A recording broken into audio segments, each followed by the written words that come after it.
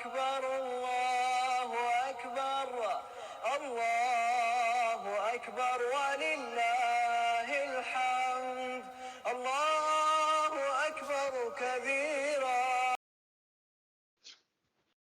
أعوذ بالله من الشيطان الرجيم. بسم الله الرحمن الرحيم. سبحان الذي أسرى بعبده ليلا من المسجد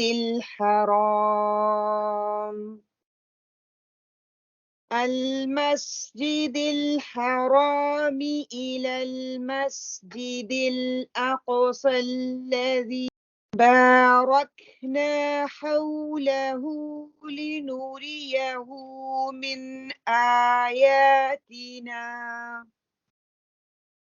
إنه هو السميع البصير. وآتينا موسى الكتاب وجعلناه هدى لبني إسرائيل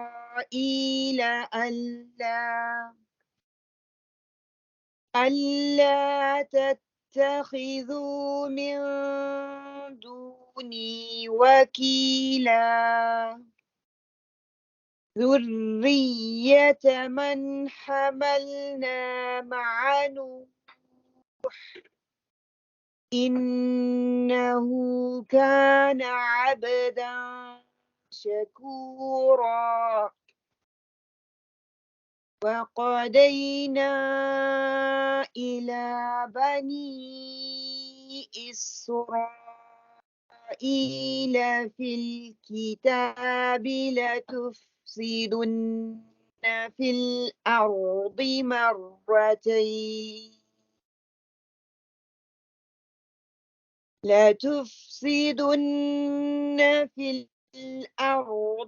مرتين ولتعلن علوا كبيرا. فإذا جاء وعد أولاهما بعثنا عليكم عبادا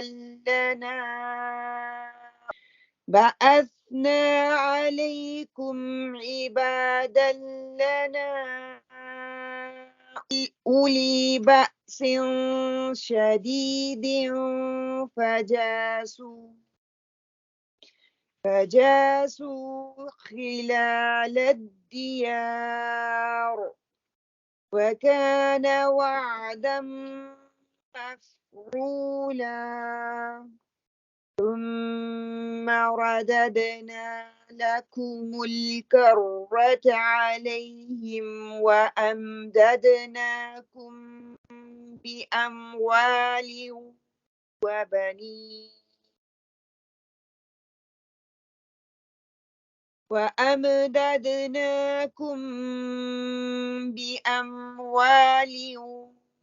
وبنين وجعلناكم أكثر نفيرا. إن أحسنتم أحسنتم لأنفسكم وإن أسأتم فلها. فإذا جاء وعد الآخرة ليسوءوا وجوهكم وليدخلوا المسجد كما دخلوه أول مرة وليتبروا ما علوا تتبيرا.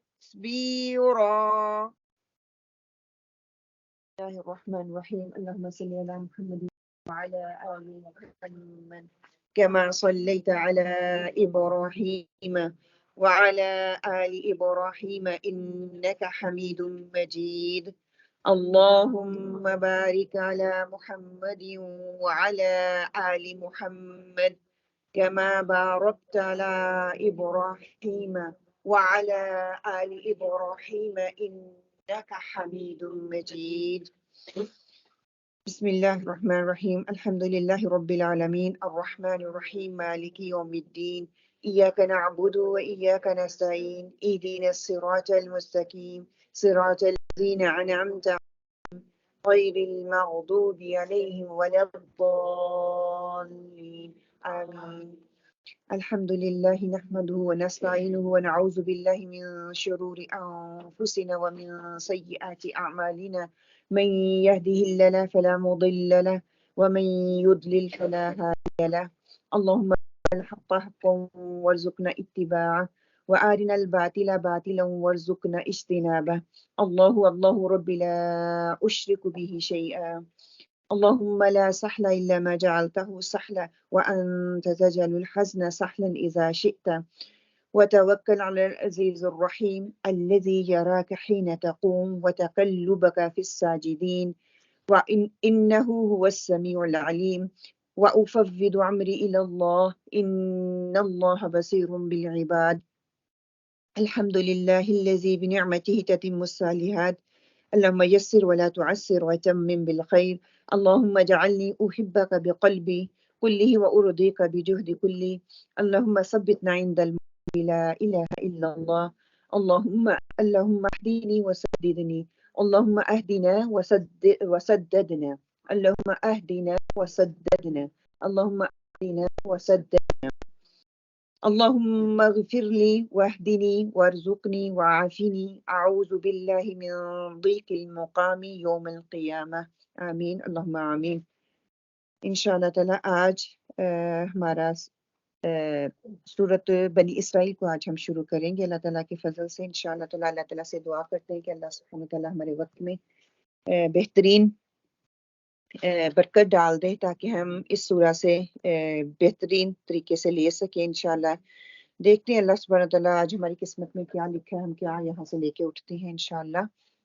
सूरह बनी इसराइल आज हम इंशाअल्लाह ताला कवर करेंगे। उसके सब टॉपिक जो हैं जो आज कवर करेंगे, कुरान का पैगाम है कि मुश्किल का आसान हल जो है हमें कुरान कैसे देता है, आप सल्लल्लाहु अलैहि वसल्लम और कफ़ार के दलाइल इसमें से हमें मिलेंगे और अपना मुहासबा हमने कैसे करना है इंशाअल्लाह ताला वो हम देखेंगे।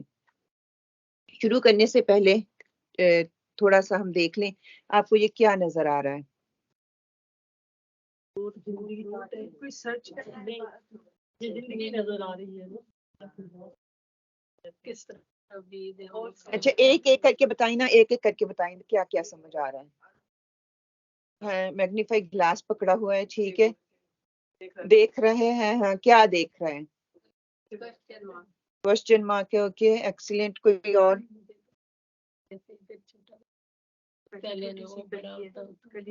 हाँ, आपको वो नजर आ रहा है कि कली से वो छोटी सी बीज सा ये पत्ती से वो कैसे एंड उसका पूरा होता है। अल्हम्दुलिल्लाह, ओके। कोई कुछ और?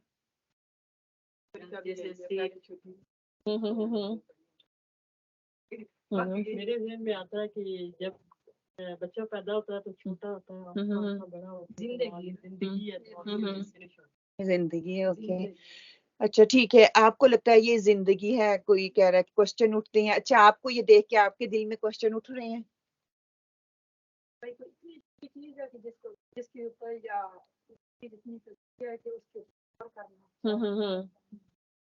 देख के पहली चीज आपके दिल से क्या निकलती है? क्या क्वेश्चन है? क्या क्वेश्चन तो है, मतलब आपके सामने जब स्ट्रॉबेरी आती है तो क्या आता है? देख के क्या होता है? अल्लाह की नेमत है। हाँ, कि कैसे ये बनी है और कितनी खूबसूरत है, इसकी बारीकी में जाएं, उसके ऊपर वो दाने दाने से बने हुए हैं और कितनी परफेक्शन के साथ हैं, डिफरेंट कलर्स आ रहे हैं। अगर आप गौर करना शुरू करें ना कि कायनात पे, कल भी हमने पढ़ा, आज भी हम बार बार यही लफ्ज़ इस्तेमाल होगा कि गौर कर। अगर तो मैं सिर्फ उठाऊंगी स्ट्रॉबेरी पे करके घर ला के धो के करूंगी, मुझे कोई फर्क नहीं पड़ने वाला, मुझे आ जाएगी। मैं देखूंगी और करूंगी ये कैसे आया, किस तरह आया, किसी किसान ने इसको बोया, इसका बीज था, ٹھیک ہے، بیج بویا گیا، اس کو ڈالا گیا، اس سے پھل نکلی، کوپل سے درخت بنا، درخت سے پھر کیا بنا، پتا، مطلب کہ کوئی ایک چیز جو کہ بنیاد سیڈ، کوئی بھی چیز ہو، انسان بھی ہے نا، جانور بھی ہے، کیا ہے، پانی ہے، سیڈ ہی وہ ایک قسم کا سیڈ ہی ہے نا، وہ بوتا ہے تو اس کے بعد پھر اس کی پرورش ہونا شروع ہوتی ہے، اس کی گروتھ ہونا شروع ہوتی ہے. تو یہی سمجھانے اور بتانے کا مقصد یہی ہے کہ ہماری ہر رمضان ایک ہم سیڈ بوتے ہیں اور پھر دیکھتے ہیں پورا سال وہ کیسا سیڈ میں نے رمضان میں بویا تھا. اگر تو وہ ہیلتھی سیڈ ہوگا پورا سال اور رمضان میں مجھے کوئی فرق نظر نہیں آئے گا. وہ جوسی ہے اسٹرابری، وہ کھٹی ہے، وہ پیلی ہے، وہ یلو ہے، وہ زردہ ہے، کسی بھی کلر کی ہے، اس کا فلیور کیسا ہونا چاہیے. دیکھیے کئی دفعہ ہم لے کے آتے ہیں اتنی پکی ہوئی نہیں ہوتی لیکن میٹھی ہوتی ہے. کہ یہ رمضان کی زندگی جو رمضان کے 30 دن یا 29 دن میں گزار جاؤں گی نا، یہ میری ساری زندگی پہ امپیکٹ ڈالیں گے. اگر تو وہ اچھا ہوگا تو انشاءاللہ دنیا بھی اچھی اور آخرت بھی اچھی. اللہ نے جو وعدے کیے وہ سارے پورے ہوں گے.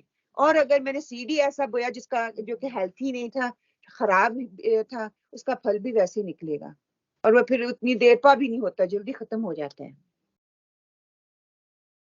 موضوعات ہم نے جو شروع کیے تھے سورہ ال عمران الحمدللہ ہماری مکمل ہو چکی ہے. اس کا سورہ ال عمران کا ٹاپک جو تھا وہ توحید تھا. آج انشاءاللہ تعالی ہم دوسرا ٹاپک ہے، مین ٹاپک جو ہے وہ رسالت کریں گے، پھر ہم آخرت پہ آئیں گے. ٹھیک ہے انشاءاللہ. سورہ ال عمران کا ٹاپک کیا تھا؟ مین ٹاپک توحید تھا. ٹھیک ہے، اس کے سب ٹاپک تھے. کسی کو یاد ہے کون کون سے سب ٹاپک تھے؟ رسالت اینڈ آخرت. یہ تو مین ہے نا، یہ مین ہے. مین کے اندر سب ٹاپک کو ہم نے کور کیا اور ہر ویک میں بتاتی رہی ہوں، مین پیج پہ ہوتے تھے وہ ٹاپک کہ کون کون سے ٹاپک ہم کور کر رہے ہیں. توحید تو ڈیفینیٹلی توحید تو تھا جی، توحید تھا.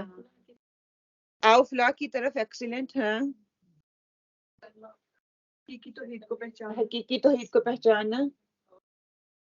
تبلیغ بھی تھا.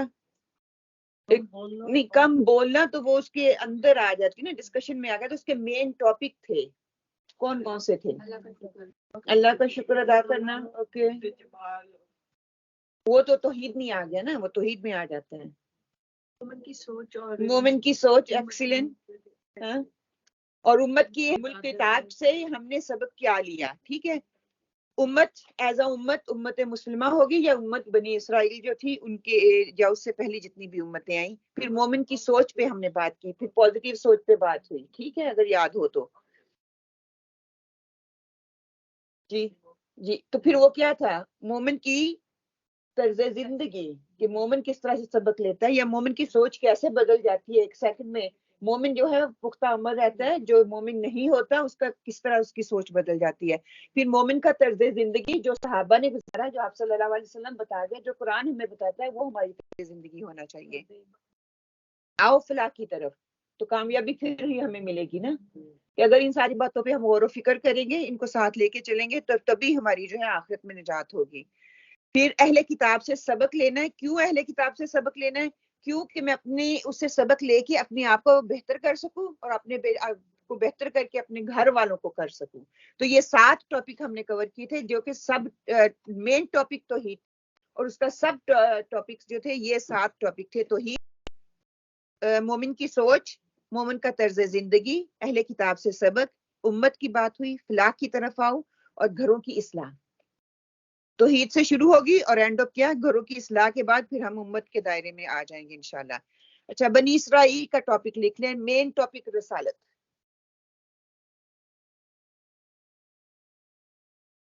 اس کے سب ٹاپک جو آج ہم کور کریں گے، منکرین کی طرف سے دیے گئے غیر عقلی دلائل.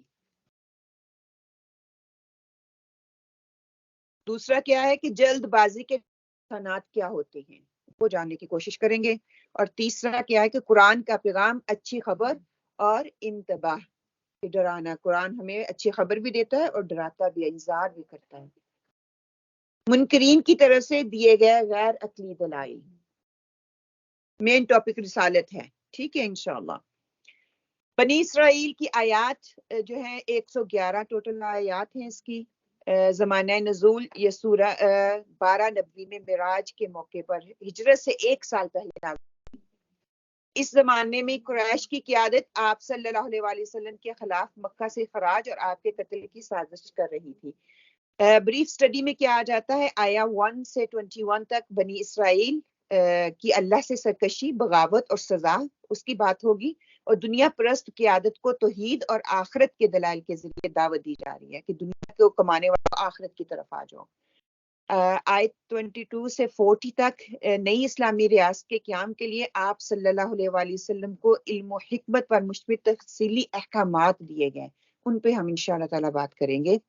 آیت نمبر 41-60 میں توحید، رسالت اور آخرت کے منکرین کے ساتھ عقلی تاریخی دلائل کے ساتھ مجادلہ اور مناظرہ کیا جائے گا، اور قرآن مجید کی نازل ہونے کے بعد کس نظر آنے والے معجزے کی ضرورت نہیں کہ کوئی بھی ہماری جب قرآن اللہ تعالیٰ نے نازل کر دیا دنیا پہ وہ آ گیا تو اس کے بعد کوئی ایسے معجزے کی دلیل جو ہے وہ باقی نہیں رہ جاتی۔ یہی سب سے بڑا معجزہ کہ یہ اللہ کی طرف سے آیا ہے اور اللہ تعالیٰ کا کلام ہے۔ بخاری کی حدیث ہے کہ حضرت عبداللہ بن مسعود کا سورت بنی اسرائیل، سورت کہف اور سورہ مریم کے متعلق بیان ہے کہ یہ عمدہ صورتوں میں سے یہ عمدہ صورتیں ہیں اور پرانا اعمال ہے۔ اس کا کیا مطلب ہے؟ عبداللہ بن مسعود سے روایت آتی ہے کہ سورت بنی اسرائیل، سورت کہف، سورہ مریم کے متعلق وہ کہتے ہیں عمدہ صورتوں میں پرانا مال ہے، یعنی کہ انہیں بہت پہلے یاد کر لیا گیا تھا یا یاد کر لیا تھا۔ ایک اور حدیث میں آتا ہے، مسند احمد کی حدیث ہے کہ آپ صلی اللہ علیہ وآلہ وسلم تقریباً ہر رات سورہ زمر اور سورہ بنی اسرائیل کی تلاوت فرمایا کرتے تھے، اور بعض صورتوں کی تلاوت کا ذکر بھی ملتا ہے، جیسے سورت حامیم سجدہ بھی پڑھا کرتے تھے، سورہ ملک بھی پڑھا کرتے تھے۔ پھر معمول دیکھ لیں، ہم تو میرے خیال میں سورہ ملک بھی نہیں پڑھتے، سورہ سجدہ چھوٹی چھوٹی آیات ہیں، 30 آیات کی صورتیں ہیں۔ سن نہیں سکتے، کوشش کریں پہلے اس کو عادت بنا لیں کہ لسن کر لیں، ٹھیک ہے؟ لسن کریں گے پھر آہستہ آہستہ شوق بڑھتا جائے گا تو انشاءاللہ تعالیٰ پھر آپ کو خود بھی پڑھنا شروع کر دیں گے۔ آیت نمبر 61 سے 77 میں اس انسان کی عظمت کا دشمن شیطان اور قریش کی قیادت دونوں ہی مخلص اہل ایمان اور نبی اکرم صلی اللہ علیہ وآلہ وسلم کی قدم حق کے راستے سے اکھاڑنا چاہتے تھے۔ آیت 78 سے 89 میں ہم پڑھیں گے کہ قرآن مجید ہی انسانیت کے سارے مسائل کا حل ہے اور تمام ضرورتوں کو پورا کرنے کے لیے وہ کافی ہے۔ شروع میں بھی وہی، میڈل میں بھی وہی، اور اینڈ پہ بھی وہی کہ قرآن قرآن قرآن۔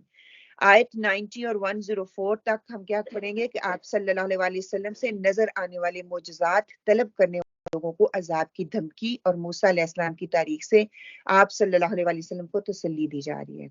آیت 105 سے 111 میں قرآن مجید کی صفات بتا دی جائیں گی، پھر ہم وہی پڑھیں گے، اور قرآن کے سچے اہل ایمان پر اثرات کیسے ہوتے ہیں وہ پڑھیں گے۔ توحید خالص کا خلاصہ جو ہے وہ کر دیا جائے گا۔ اگر ہم تفصیلی اس کی آیات کے حوالے سے دیکھیں، 1 to 10 آیا میں فتح مکہ کی بات ہوگی، فتح بیت المقدس کی بشارت، بنی اسرائیل کی عروج اور زوال کی داستان اس میں آئے گی۔ آیا 11 سے 22 میں دنیا کے امتحان اور آزمائش کا مقصد رسالت اور آخرت کی ضرورت اور مقصد ہے۔ آیت 23 سے 39 میں اسلامی ریاست کے لیے بنیادی اور حکمت پر مبنی قوانین جو کہ لا جو ہے قانون وہ دے دیا گیا، وہ انشاءاللہ تعالی ہم پڑھیں گے۔ آیت 40 سے 60 تک توحید، رسالت اور آخرت اور قرآن پر مشرکین مکہ کے اعتراضات کے جوابات اللہ سبحانہ تعالیٰ نے دیے، وہ ہم پڑھیں گے۔ آیت 61 سے 70 بنی آدم کی عظمت، فضیلت کا چیلنج، مکر و فریب اور چالیں جو ہیں وہ پڑھیں گے۔ آیت 70 سے 77 تک آپ صلی اللہ علیہ وآلہ وسلم کے قدم اکھاڑنے کے منصوبوں کی ناکامی کی بشارت جو ان کو دی گئی وہ پڑھیں گے۔ 78 سے 82 نماز، قرآن، تہجد، ہجرت اور تعلق باللہ کے نتیجے میں باطل کے مٹنے کی پیشن گوئیاں وہ بتائی گئی ہیں۔ آیت 101 سے 83 سے 100 تک قرآن مجید معجزے کے بعد نظر آنے والے معجزے کا مطالبہ غلط ہے۔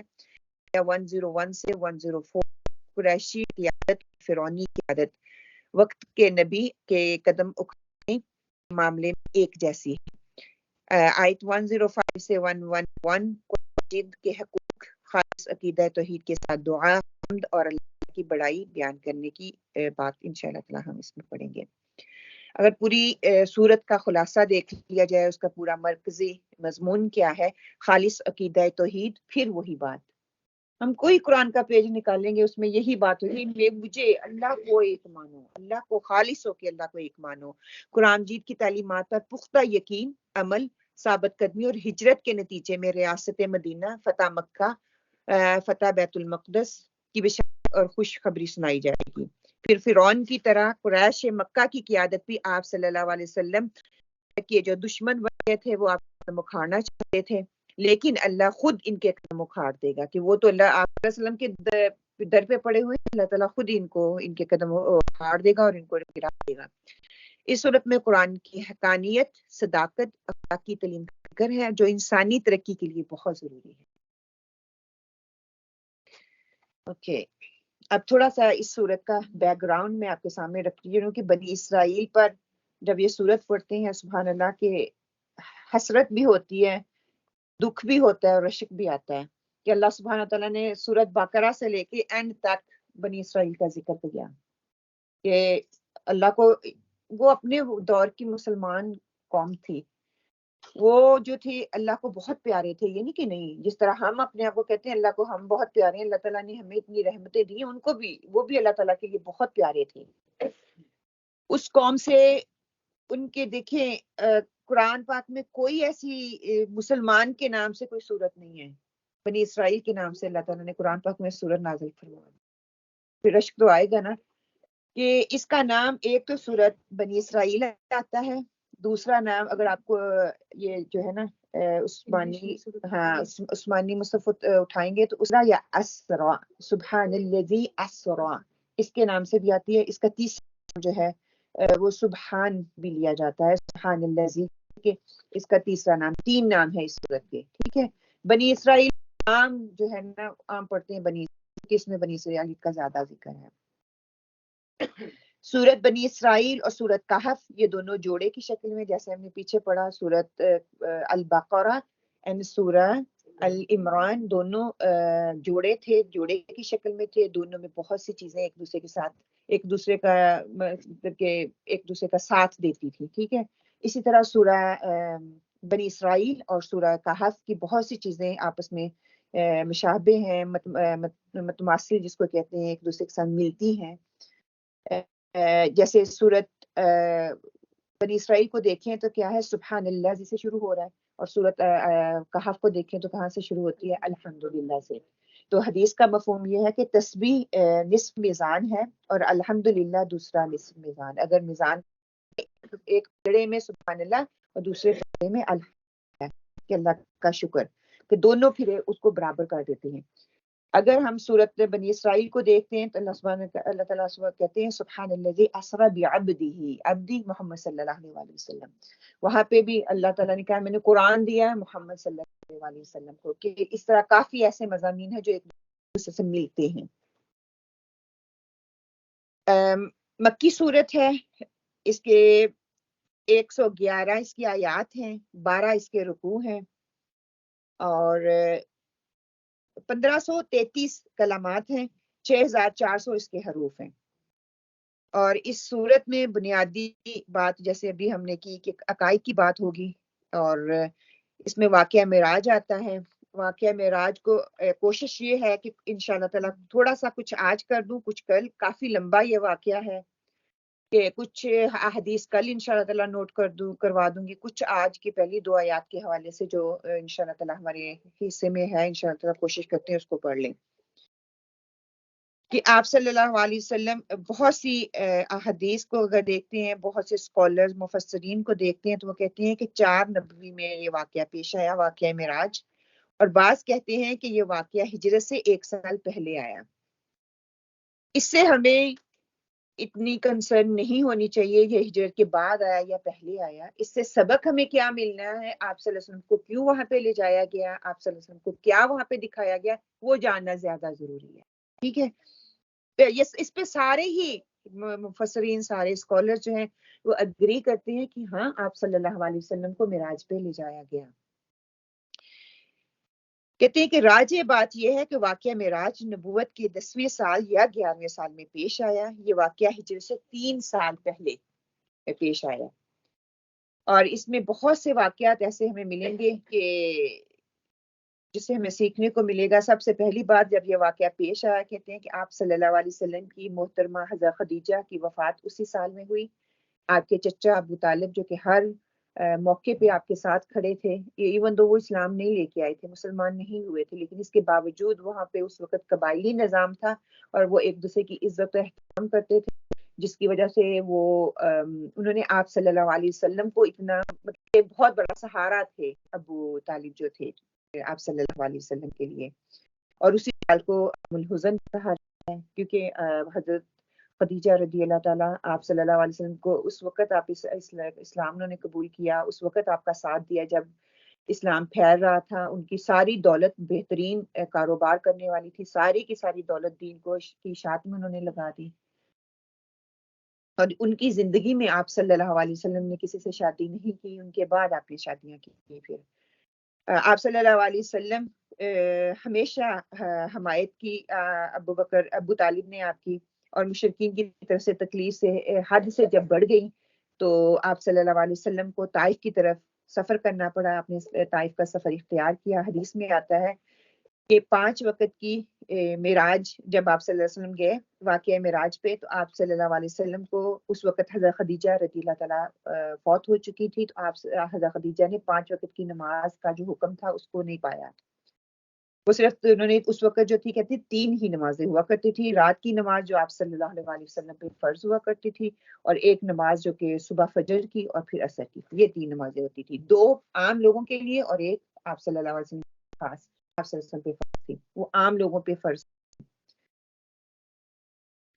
اس کے بعد کہتی ہے کہ جب آپ صلی اللہ علیہ وسلم کے واقعے کے حوالے سے آتا ہے تو کچھ اس میں بحث چلتی ہے کہ آپ صلی اللہ علیہ وسلم کو روح لے کے وہاں پہ لے جایا گیا یا آپ کا جسم بھی گیا. پھر احادیث اس چیز کو جو ہے پروو کرتی ہیں کس طرح سے آپ گئے. کہتے ہیں کہ یہ واقعہ معراج جسم اور روح دونوں کے ساتھ ہوا تھا. یہ تھا کہ آپ کی روح صرف کر گئی تھی اور آپ جسم آپ کا جو ہے دنیا پہ تھا. خواب میں دیکھا جانے والا کوئی بھی واقعہ کوئی خاص حیثیت نہیں رکھتا اور نہ اس پر کوئی اعتراض کرتا ہے، لیکن معراج النبی کی یہ ایک حیرت انگیز واقعہ تھا کہ جب آپ صلی اللہ علیہ وسلم کو لے جایا گیا، واپس آئے تو آپ نے مشرکین مکہ کو بتایا تو بہت سے اعتراضات ہوئے. یہ ممکن ہی نہیں ہے، امپاسبل چیز کو اللہ سبحانہ و تعالیٰ نے پاسبل کر کے دکھایا. اور جلدی اور کوئک ٹائم میں صلی اللہ علیہ وسلم کہتے ہیں جب میں واپس آیا میرا بستر ابھی گرم تھا. مطلب کہ کئی ہزار سال کی کہتی کہ وہ مسافت ہے، کئی 100 سال کی، اس کو اتنی جلدی سے جو ہے جانا اور پھر واپس آ جانا. کہتی کہ آسمان اور زمین کے درمیان 50,000 سال کی مسافت طے کروائی اللہ. کوئی عام بات نہیں تھی. اور بھی یہ مطلب کہ عام ایمان والے بھی شاید اس وقت ہوتے نا تو شاید وہ بھی سوچتے امپاسبل چیز ہے، ایسے ممکن نہیں ہے. اس وقت ابو بکر صدیق نے کہا تھا جو محمد صلی اللہ علیہ وسلم نے کہا وہ حق اور سچ ہے. سب نے مخالفت کی اس وقت. پھر کہتے ہیں کہ اس زمانے میں بھی جسمانی معراج کا انکار کرنے والے 2 قسم کے لوگ تھے. ایک ملحد تھے جو کہ نافرمان تھے، جو اس بات کو مانتے نہیں تھے، اور دوسرے وہ لوگ تھے جو کہ غلط فہمی کا شکار تھے کہ جسمانی طور پہ آپ کو لے جایا گیا ہے، فزیکلی آپ کو نہیں لے جایا گیا، ممکن ہی نہیں ہے. بہرحال آپ صلی اللہ علیہ وسلم کے زبانی آتا ہے کہ اس واقعے کی راوی 40-45 صحابہ ہیں جنہوں نے اس واقعے کو مختلف اوقات میں اس کو لکھا ہے. محدثین ہیں، انہوں نے اس کی تفصیلات لکھی ہیں. بخاری ہے، صحیح مسلم ہے، ترمذی ہے، مسند احمد ہے. ان سب نے ایک پراپر پورا باب اپنی اپنی بکس میں اس کا باندھا ہوا ہے. آپ صلی اللہ علیہ وسلم کی خصوصیات کے ساتھ یہ ساری تفصیلات انہوں نے لکھی ہوئی ہیں. کہتے ہیں کہ جب واقعہ معراج پیش آیا اس رات آپ صلی اللہ علیہ وسلم اپنی چچا زاد بہن ام ہانی کے ہاں مقیم تھے. اپنے گھر پہ نہیں تھے، اپنی چچا کی جو بہن ہے ام ہانی ان کے گھر میں موجود تھے. ان کا مکان خانہ کعبہ کے بالکل ہی قریب پڑتا تھا تو اس وجہ سے آپ اکثر وہاں پہ تشریف لے جایا کرتے تھے. آپ کا گھر وہاں سے کافی دور پڑ جاتا تھا، اس لیے بعض اوقات اپنی بہن کے گھر ہی ٹھہر جاتے تھے تاکہ رات کو خانہ کعبہ عبادت کر سکیں. اور بعض روایت میں یہ بھی آتا ہے کہ انہوں نے شاید گھر کا ذکر اس لیے اس کو کیا کہ وہ وہاں پہ رہتے تھے، وہ کزن تھی تو اسی پہ اس کو لیا جاتا ہے کہ اپنے گھر سے. بہرحال آپ نے چچا کے گھر کو اپنے ہی گھر پہ محمول کر کے بتا دیا. بعض روایات میں آتا ہے کہ حتیم کے قیام کا ذکر بھی آتا ہے کہ یہ بات درست ہے کہ آپ صلی اللہ علیہ وسلم کو جب فرشتے لے کے گئے ام ہانی کے گھر سے تو آپ کو حتیم کے پاس جا کے وہاں پہ آپ کو بیدار کیا گیا. تو یہ بھی پتہ چلتا ہے کہ آپ کو سوتے ہوئے بھی اٹھا کے لے گئے. اور یہ بھی حدیث کا مفہوم آتا ہے کہ آپ ایسا فیل ہوتا تھا کہ آپ کو وہ چھت پھاڑ کے نکال کے لے گئے، لیکن جب آپ کو جا کے رکھا گیا تو پہلی جگہ جہاں پہ رکھا گیا تھا، آپ صلی اللہ علیہ وسلم کا بیان ہے کہ فرشتوں نے ام ہانی کے مکان کی چھت پھاڑ کر مجھے وہاں سے نکالا، پھر خانہ کعبہ کے حتیم والے حصے میں مجھے لے آئے، پھر میرے سینے کو انہوں نے کیا، میرا دل انہوں نے نکالا، اسے سونے کے میں رکھ کر آب زمزم سے اس کو دھویا، اسے علم اور حکمت سے بھر دیا اور اپنے ٹھکانے پر واپس رکھ دیا. سبحان اللہ. یہ مسلم شریف کی روایت ہے کہ یہ پہلا موقع تھا جب آپ صلی اللہ علیہ وسلم کا دل مبارک کو، قلب مبارک کو نکالا گیا اور اس کو آب زمزم سے دھویا گیا. بہت سے اسکالر جو ہیں وہ کہتے ہیں کہ کیونکہ دنیا کی آنکھ جو ہے یا دنیا کا جو بھی انسان ہے وہ اوپر جا کے اوپر والی دنیا کو دیکھ نہیں سکتا، جو دل تھا وہ اس چیز کو اس طریقے سے لے نہیں سکتا تھا، تو اس وجہ سے اللہ سبحانہ تعالیٰ نے جو بھی تھا، جس طرح سے بھی اس کو طاقت بخشنی تھی یا جو بھی کرنا تھا پھر نکال کے اس کو کیا. جس وقت آپ کا شق صدر کیا گیا اس وقت آپ زمین پر نہیں تھے بلکہ فرشتوں نے آپ کو ہاتھوں میں اٹھایا ہوا تھا. ثم انزلت، پھر جب وہ اپنا کام مکمل کر چکے تو مجھے انہوں نے نیچے اتار دیا. کہ یہ بھی نہیں ہم قیاس کر سکتے کہ آپ کو اس طرح لٹایا گیا تھا، نکالا گیا، اللہ عالم کیسے یہ پروسیجر ہوا، لیکن صحابہ فرشتوں نے آپ کو ہاتھ میں اٹھایا ہوا تھا. آپ صلی اللہ علیہ وسلم کی حیات مبارکہ یہ پہلا چاک کیا گیا دل نکالا گیا. 4 دفعہ آپ کی زندگی میں یہ مواقع آئے. پھر کہتے ہیں کہ پہلا واقعہ آپ 4 سال کی عمر میں تھے جب پہلا واقعہ ہوا، پھر جب یہ دوسرا واقعہ، اور تیسرا واقعہ جو ہے کہتے ہیں کہ عمر کے 12-13 سال آپ کی عمر تھی جب یہ واقعہ ہوا، اور تیسرا واقعہ جب آپ کا سینہ چاک کیا گیا کہ جب آپ نبوت کے منصب پہ آپ کو فائز کیا گیا. اس وقت سورہ مزمل کی آیات نازل ہوئی، اِنَّا سَنُلْقِي عَلَيْكَ قَوْلًا ثَقِيلًا، کہ ہم آپ پر ایک بوجھ جو ہے وہ بھاری بوجھ ڈالنے والے ہیں، یعنی کہ وحی کا بوجھ ڈالنے والے ہیں.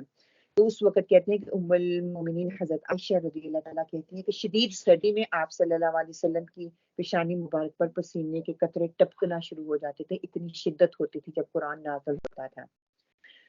تو اس وقت آپ کا سینہ چاک کیا گیا، اور چوتھی دفعہ جب آپ کا سینہ چاک کیا گیا یہ سفر معراج پہ جب آپ گئے تو تب. تو ایک بچپن میں، ایک 13-14 سال کی عمر میں، یاد ہوگا شاید وہ واقعہ سیرت میں جب ہم پڑھتے ہیں تو آپ جا رہے تھے تو وہاں پہ ناچ گانا کوئی اس طرح میوزک کا کوئی ہو رہا تھا، تو آپ بھی وہاں پہ آپ کو اللہ سبحانہ تعالیٰ نے سنا دیا، آپ کو نیند آ گئی کہ آپ اس چیز کو دیکھ نہ سکے جو کہ فحاشی بے حیائی اس وقت ریانی ہو رہی تھی اس وقت. پھر جب وہی آئی اس کے بعد پھر ابھی واقعہ معراج میں یہ 4 دفعہ آپ کا جو ہے سینہ.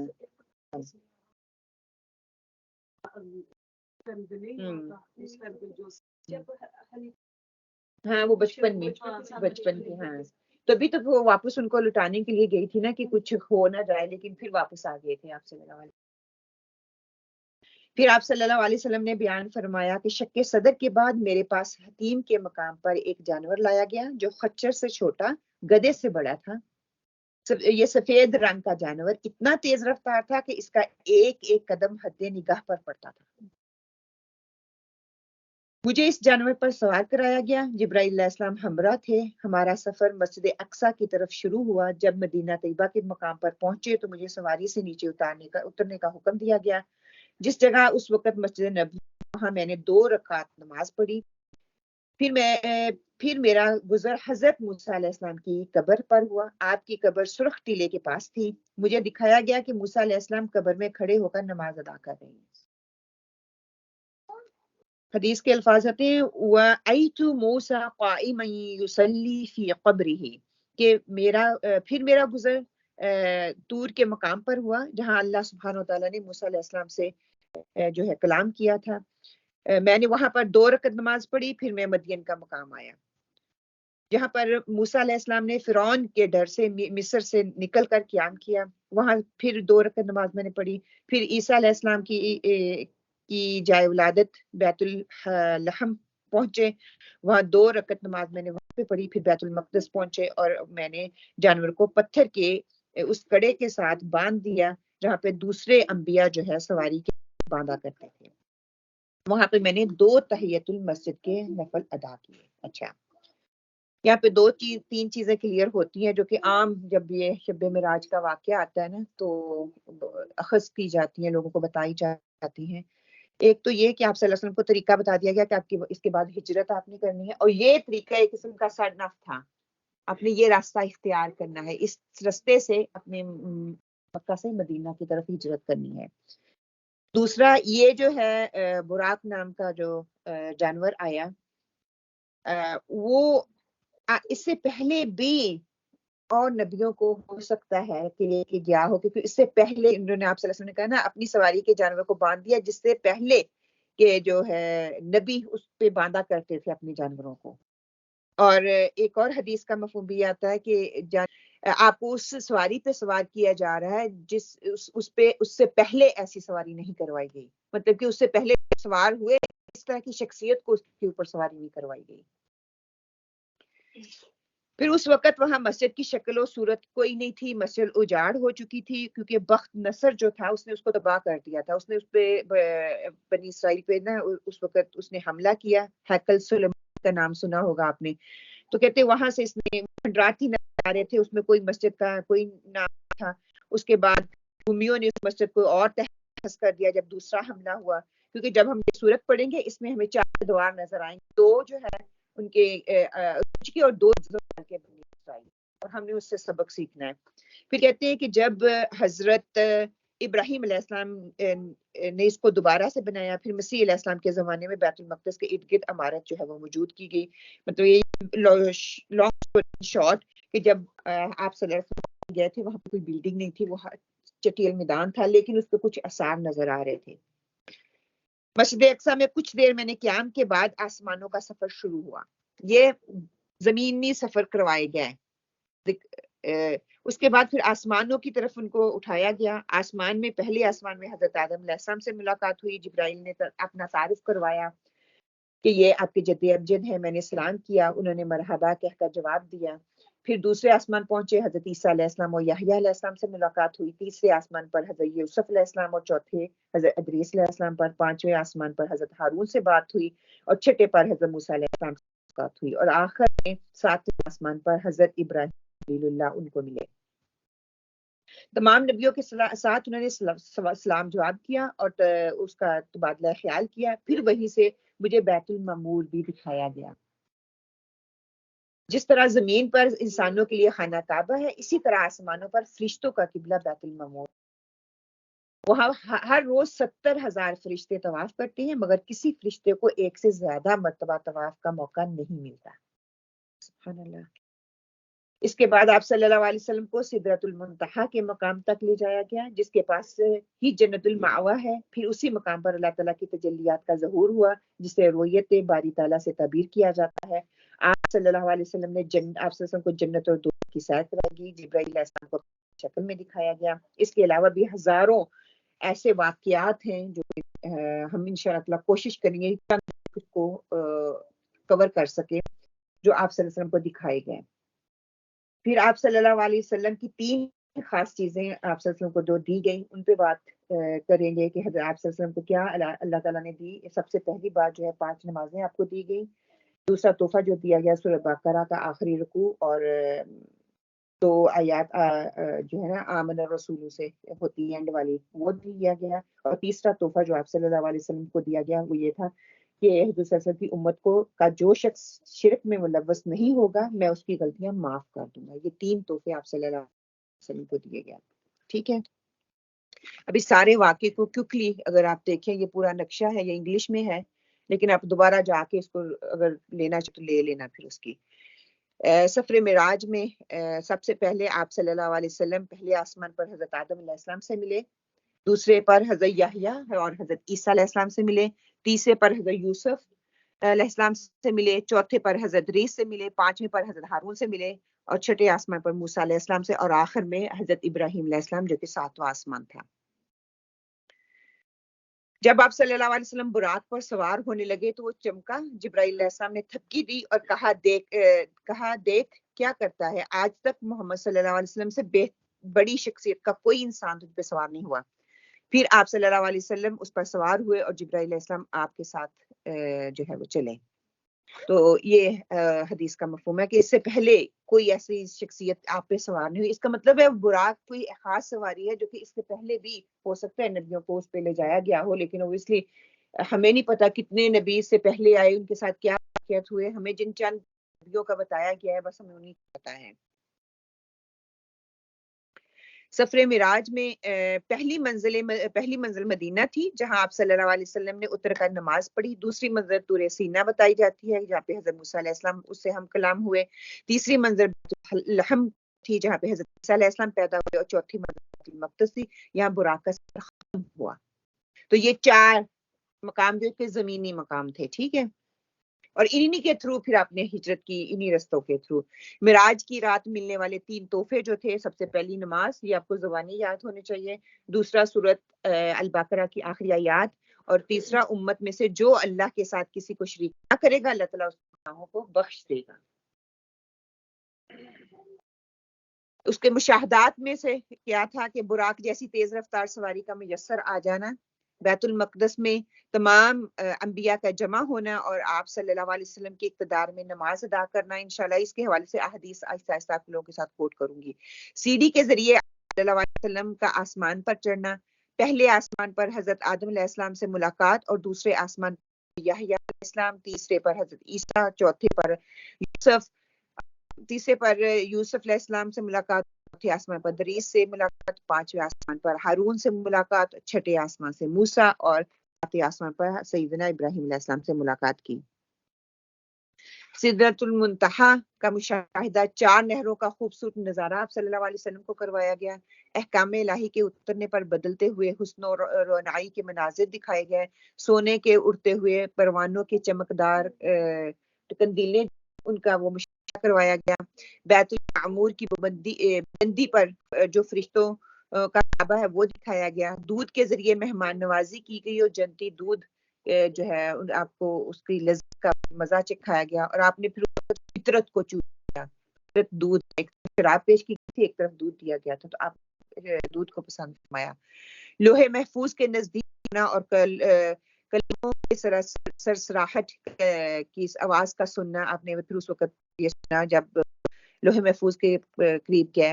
نماز پنجگانہ اور سورۃ بقرہ کے آخری 2 تحفے میں ملنا، اور آپ صلی اللہ علیہ وسلم جبرائیل علیہ السلام کو بذات خود اس کی اصل شکل میں دیکھنا، اور ان کے 600 پر کے پھر اس کے آپ نے پھر آ کے بتایا کہ وہ اتنا بڑا ہے کہ اس کے 600 پر ہیں۔ ایک اور دو آیت جو ہے، پہلی اور دوسری آیت میں آپ صلی اللہ علیہ وسلم اور کفار کے دلائل ہمارے سامنے آئیں گے۔ اسی واقعے کے پس منظر میں ہم اس کو دیکھیں گے کہ انہوں نے کیا عمل دکھایا۔ پھر منکرین کی طرف سے دیے گئے غیر عقلی دلائل جو ہے اس پہ بات ہوگی۔ پھر مقصد معراج، آپ کو نشانیاں دکھائی گئیں جس میں امت کی تربیت کا پورا پروگرام موجود تھا۔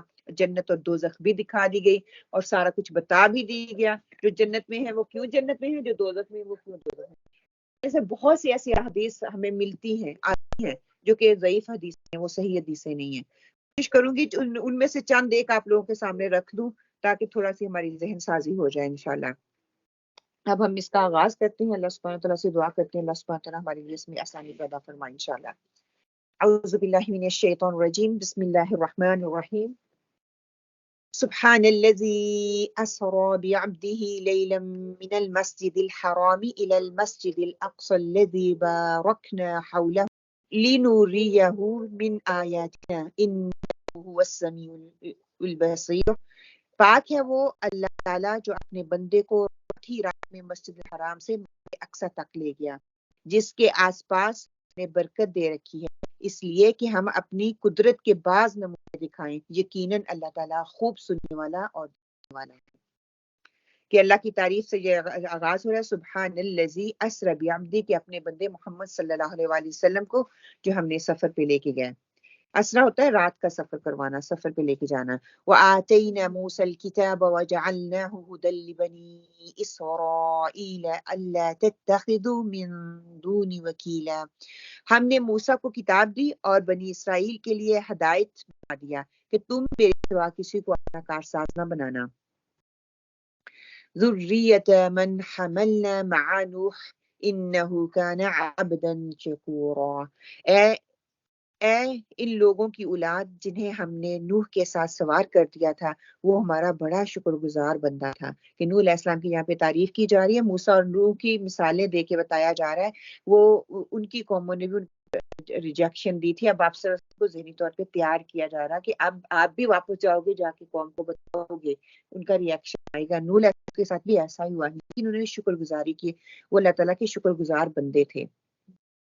آیت نمبر 4 اور 8 میں جو ہے ہمیں کیا ملتا ہے کہ انسان کا دشمن تکبر ہے اور شیطان ہے. کیوں؟ حق کو وہ ماننے سے منع کرتا ہے نا. انسان کا تکبر ہی ایسا جو ہے جو آپ کو حق ماننے نہیں دیتا، جو سچ ہوتی ہے آپ کے سامنے آ بھی جائے تو آپ اس کا انکار کرتی ہیں. اور دوسرا کیا ہوتا ہے کہ شیطان آپ کے دل میں وسوسے ڈالتا ہے کہ نہیں یہ چیز حق نہیں ہے، سچ نہیں ہے، پتہ ہونے کے باوجود ہمیں پتہ ہے نا یہ حق ہے، سچ ہے، ہر چیز سچ ہے، کیوں نہیں ہم مانتے؟ یا تو تکبری رویہ ہے کہ ہم کرنا نہیں چاہتے، ہمیں کس چیز کا بودر ہی نہیں ہے، ہمیں پرواہ ہی نہیں ہے، یا پھر شیطان کرواتا ہے ہم سے. پھر واضح ہدایات آنے کے بعد بھی سرکشی کا رویہ تو اللہ تعالیٰ کی طرف سے ہے کہ اللہ تعالیٰ کیا کرتے ہیں، اللہ تعالیٰ کہتے ہیں پھر میں اس کو سزا دوں گا. جو نہیں سامنے ساری احکامات کے آ جانے کے باوجود ساری ہدایات دے دی گئی، پھر بھی اس پہ سرکشی کا رویہ اختیار کرتا ہے، پھر بھی اس کا انکار کرتا ہے، تو اس کی سزا جو ہے پھر میں نے مقرر کر رکھی ہے. بنی اسرائیل کی طرح غلط عقیدے، غلط رسومات کی پیروی کرو گے تو تمہارا انجام بھی ویسا ہی ہوگا جیسا ان کا ہوا. وہ کیا تھے؟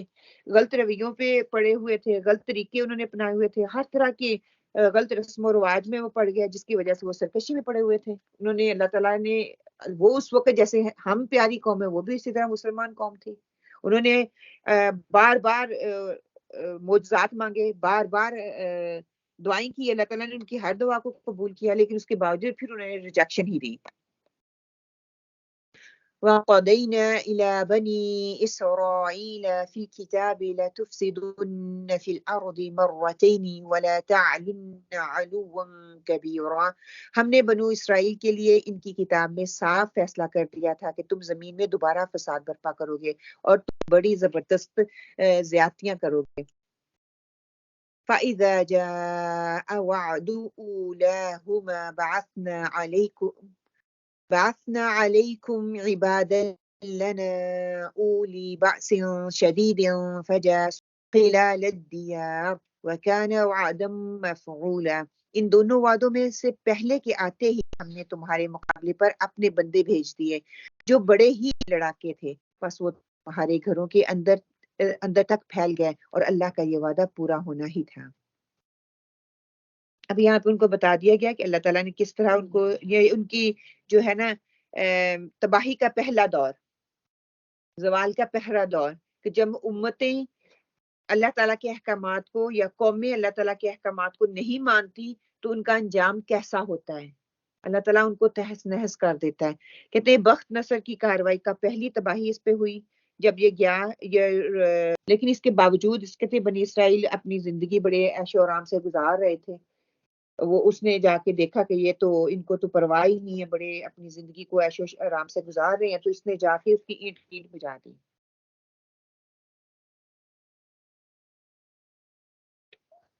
اور کہتی اس نے اتنا وہاں پہ قتل و غارت کیا، اتنے لوگوں کو اس نے مارا، 40,000 یا 70,000 اسرائیلی اس وقت اس نے قتل کیے تھے.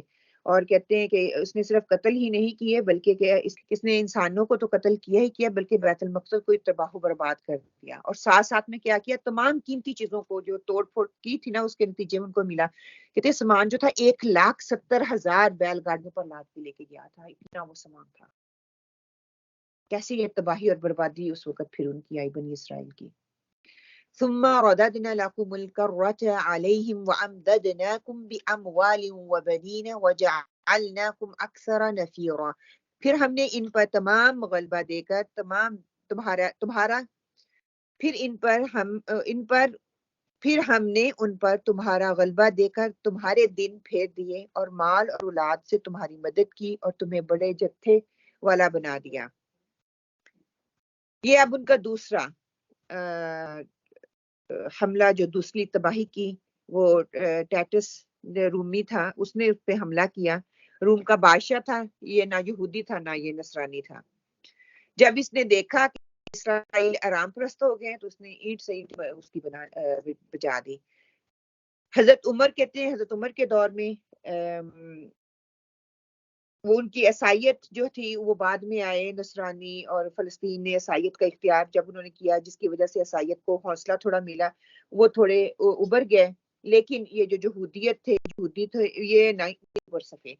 لیکن جب حضرت عمر رضی اللہ کا دور آیا، خلافت ان کی آئی، تو تب اس وقت شام فلسطین کے مسلمانوں نے اس پہ پھر غلبہ حاصل کیا، اتنی دیر کے بعد جا کے کہتے ہیں کہ یہ جو بیت المقدس تھا، اس کی عمارت، اس کے کھنڈر ویسے کی ویسے ہی رہی، لیکن پھر اس کو 80 سال تک یہ اسی شکل میں رہی، اس کے بعد جا کے پھر اس کو کہیں تعمیر کیا گیا۔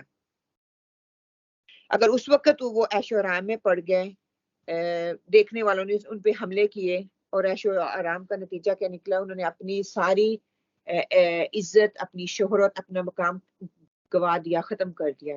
مسلمان بھی ایک وقت میں پورے عروج پہ تھے، مطلب کہ پورے دنیا پہ ان کا راج تھا اور لوگ ان کو مانتے تھے، لیکن پھر کمی کہاں پہ آئی؟ اگر آج ہم دیکھتے ہیں مسلمان ہونے کے ناطے تو ہم بھی، ہمارے اندر بھی کیا یہ ایسی ہی چیزیں پائی جاتی ہیں کہ دین کو چھوڑ کر ہم نے بھی عیاشی کو اپنا لیا، آرام پرست ہو گئے۔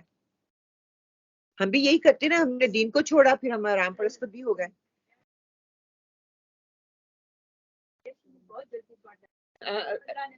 اللہ نے منع کیا ہے کہ وقت کا ضیاع ہے نا۔ ہاں اور یہودیوں کا بھی یہی عمل تھا کہ شرک اور بدعت معاصی عام ان کے اندر تھی، ہم نے بھی وہی طریقے اپنا لیے۔ ہم ہر بات پہ اللہ کے ساتھ شریک ٹھہراتے ہیں، بدعتیں ہم نے رواج دے دی، ہم کہہ رہے ہیں کہ یہ دین کا حصہ ہے، پھر گناہ پہ گناہ ہم کیے جا رہے ہیں، ہمیں کوئی پرواہ ہی نہیں ہے، ہمیں بودر ہی نہیں، کیوں سارے کر رہے ہیں، ہمیں روکنے والا کوئی آج اٹھ کے نہیں منکر کر کے دیکھے تو صحیح، اس کا حشر نشر کیا کرتے ہیں۔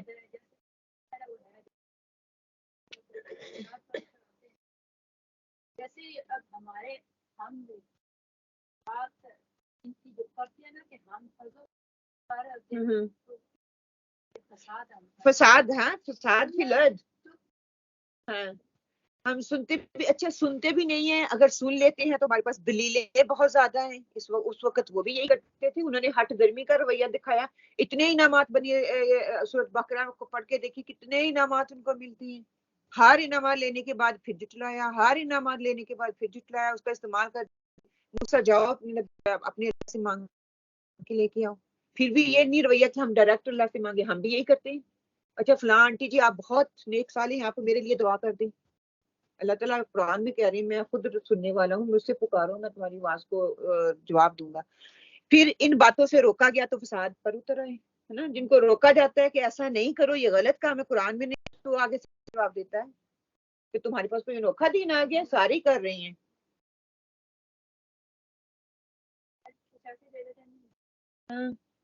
کہ آج مسلمانوں کو بھی جب نہیں منکر کا کہا جائے تو فساد ہی وہ پھیلاتے ہیں نا دنیا میں۔ اس وقت انہوں نے بھی یہی کہا کہ نہیں ہم حق پہ ہیں، ہم ٹھیک ہیں، ہم اللہ کے چہیتے ہیں، اللہ کے احکامات کو پس پشت ڈال دیا۔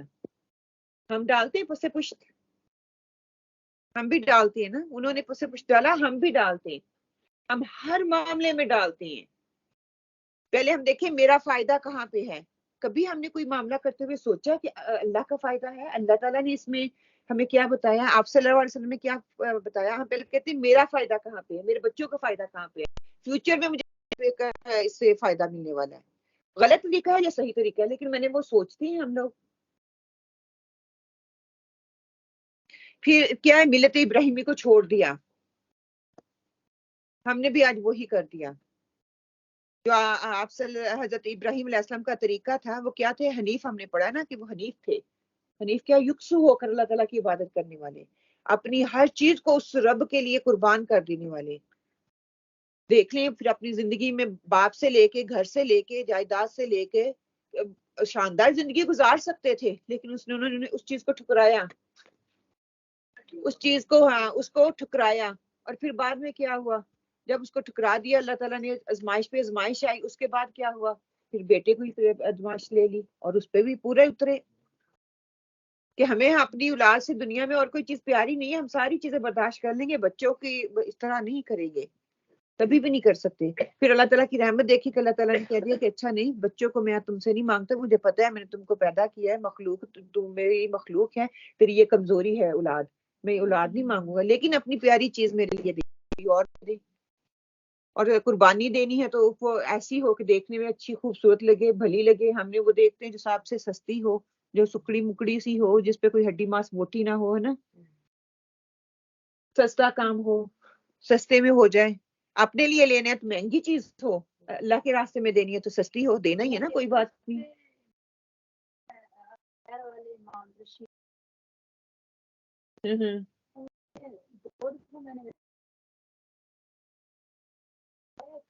قربانی اور اپنی کے حساب سے کرو، لیکن بتانے کے باوجود ایسا ہی ہو رہا ہے کہ وہ اگر 20 میں ہو رہی ہے تو 20 ہی دے دو.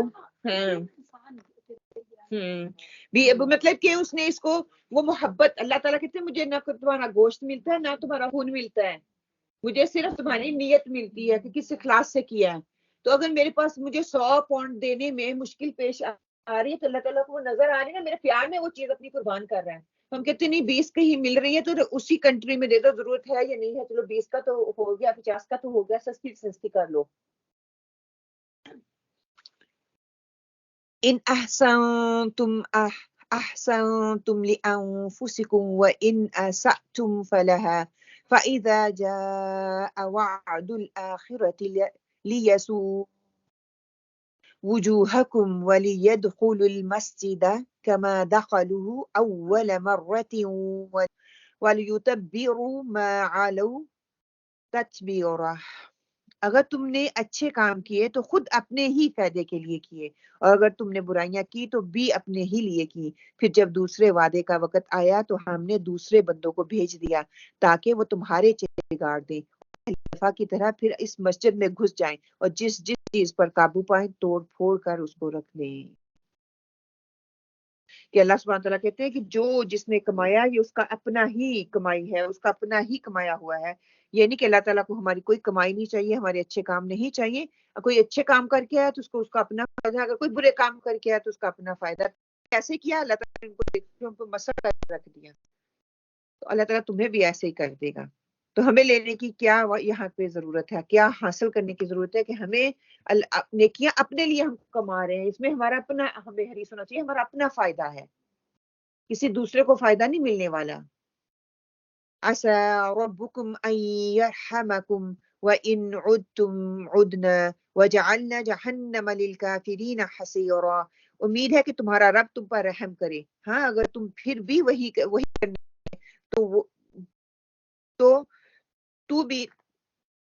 تو بھی ہم دوبارہ ایسا ہی کریں گے، اور ہم نے منکروں کو قید خانے میں جہنم بنا رکھا ہے.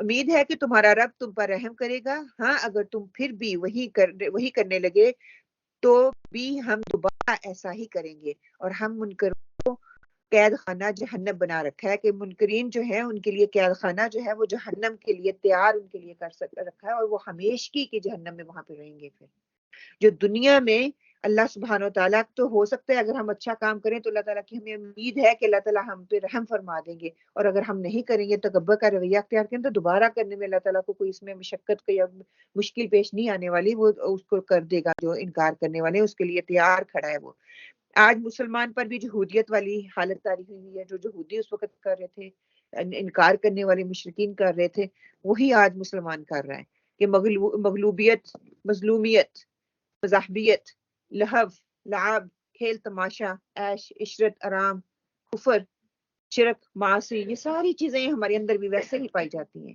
اور ہم کیا سمجھتے ہیں کہ ہم اللہ تعالیٰ کی عبادت کریں، ہم مسلمان ہیں. یہ سب چیزیں فساد فی الارض کا سبب بنتی ہیں. کیسے یہ سب چیزیں فساد فی الارض بنتی ہیں؟ مظلومیت، مذہبیت پہ چل جائیں، مغلوبیت کیسے؟ میں اس پہ غالب آ جاؤں، میں اس پہ اس سے آگے بڑھ جاؤں، میں مطلب یہ جنگ ہی ہے نا ایک قسم کی لگی ہوئی، دوسروں کو ہم دوسروں سے کمپٹیشن آگے بڑھنے میں میں نے اپنا دن رات خراب کیا ہوا ہے، میں نے اپنے آپ کو مشکل میں ڈالا ہوا ہے، میں نے اپنے آپ کو مشقت میں ڈالا ہوا ہے، اپنے آپ کو مجھے سکون نہیں ہے، صبح شام دن رات چل سوچا لگی ہوئی ہے۔ پھر مظلومیت، دوسروں پہ ظلم کر رہے ہیں، بیچارے بن کے ہم دنیا میں رہ رہے ہیں، کوئی ہماری سن ہی نہیں رہا۔ مذہبیت پسند، وہ مسلمان وہ فلاں مسلمان، وہ فلاں مسلمان، وہ فلاں فرقہ وہ فلاں فرقہ، مطلب کہ اپنے ہی ہم اپنی جگہ جگہ کی مسجدیں بنا کے بیٹھے ہوئے ہیں۔ لہو و لعب کیا ہوتا ہے؟ عیاشی، بے حیائی، عریانی، فحاشی، دنیا، مقصد کیا؟ صرف دنیا کرنا، کھانا پینا، that's it۔ جانوروں سے بھی بدتر زندگی ہم جی رہے ہیں۔ جانوروں کا یہ تو ہے نا کہ وہ اللہ تعالیٰ کی اطاعت تو کر رہے ہیں، جیسا ان کو بولا اللہ تعالیٰ نے وہ کر رہے ہیں۔ ہمیں اللہ تعالیٰ نے عقل دے دی، ہماری ٹیسٹ بھی ساتھ میں رکھ دیا، ٹیسٹ بچہ ہمارے ہاتھ میں ہے، ہم اس کو لے کے چل رہے ہیں، پھر ہم ہر چیز کا انکار کر رہے ہیں، اللہ کے ساتھ شریک ٹھہرا رہے ہیں، اور گناہ کرنے کے بعد ہمیں اس کے یہ بھی نہیں ہوتا کہ ہم نے گناہ کر دیا ہے، ہم پھر کہتے ہیں ہم تو اصلاح کرنے والے ہیں۔ وہ بالکل سورہ بقرہ کے بگنی میں چلے جائیں، وہ کہتے ہیں فساد پھیلانے کے بعد کہتے ہیں ہم تو فساد پھیلانے والے نہیں ہیں، ہم تو اصلاح کرنے والے ہیں۔ کافر یہودی ہو یا نصرانی ہو وہ تو جہنم میں جائیں گے ہی، لیکن افسوس ہے کہ ہم مسلمان ہو کر بھی اس کا حصہ بن رہے ہیں۔ مسلمان کے لیے تو وعدہ ہے نا جنت، اچھے عمل کرو، اچھا بیج بو، اچھا سیڈ بولو، دنیا میں رہتے ہوئے دوسروں کو فائدہ دو اور آخرت میں اپنے لیے فائدہ حاصل کر لو، لیکن ہم اس کے الٹ چل رہے ہیں۔ جو خوش فہمیاں اس وقت ان کو تھی وہی خوش فہمیاں ہمیں بھی ہیں۔ ان ھذا القرآن یہدی للتی ہی اقوم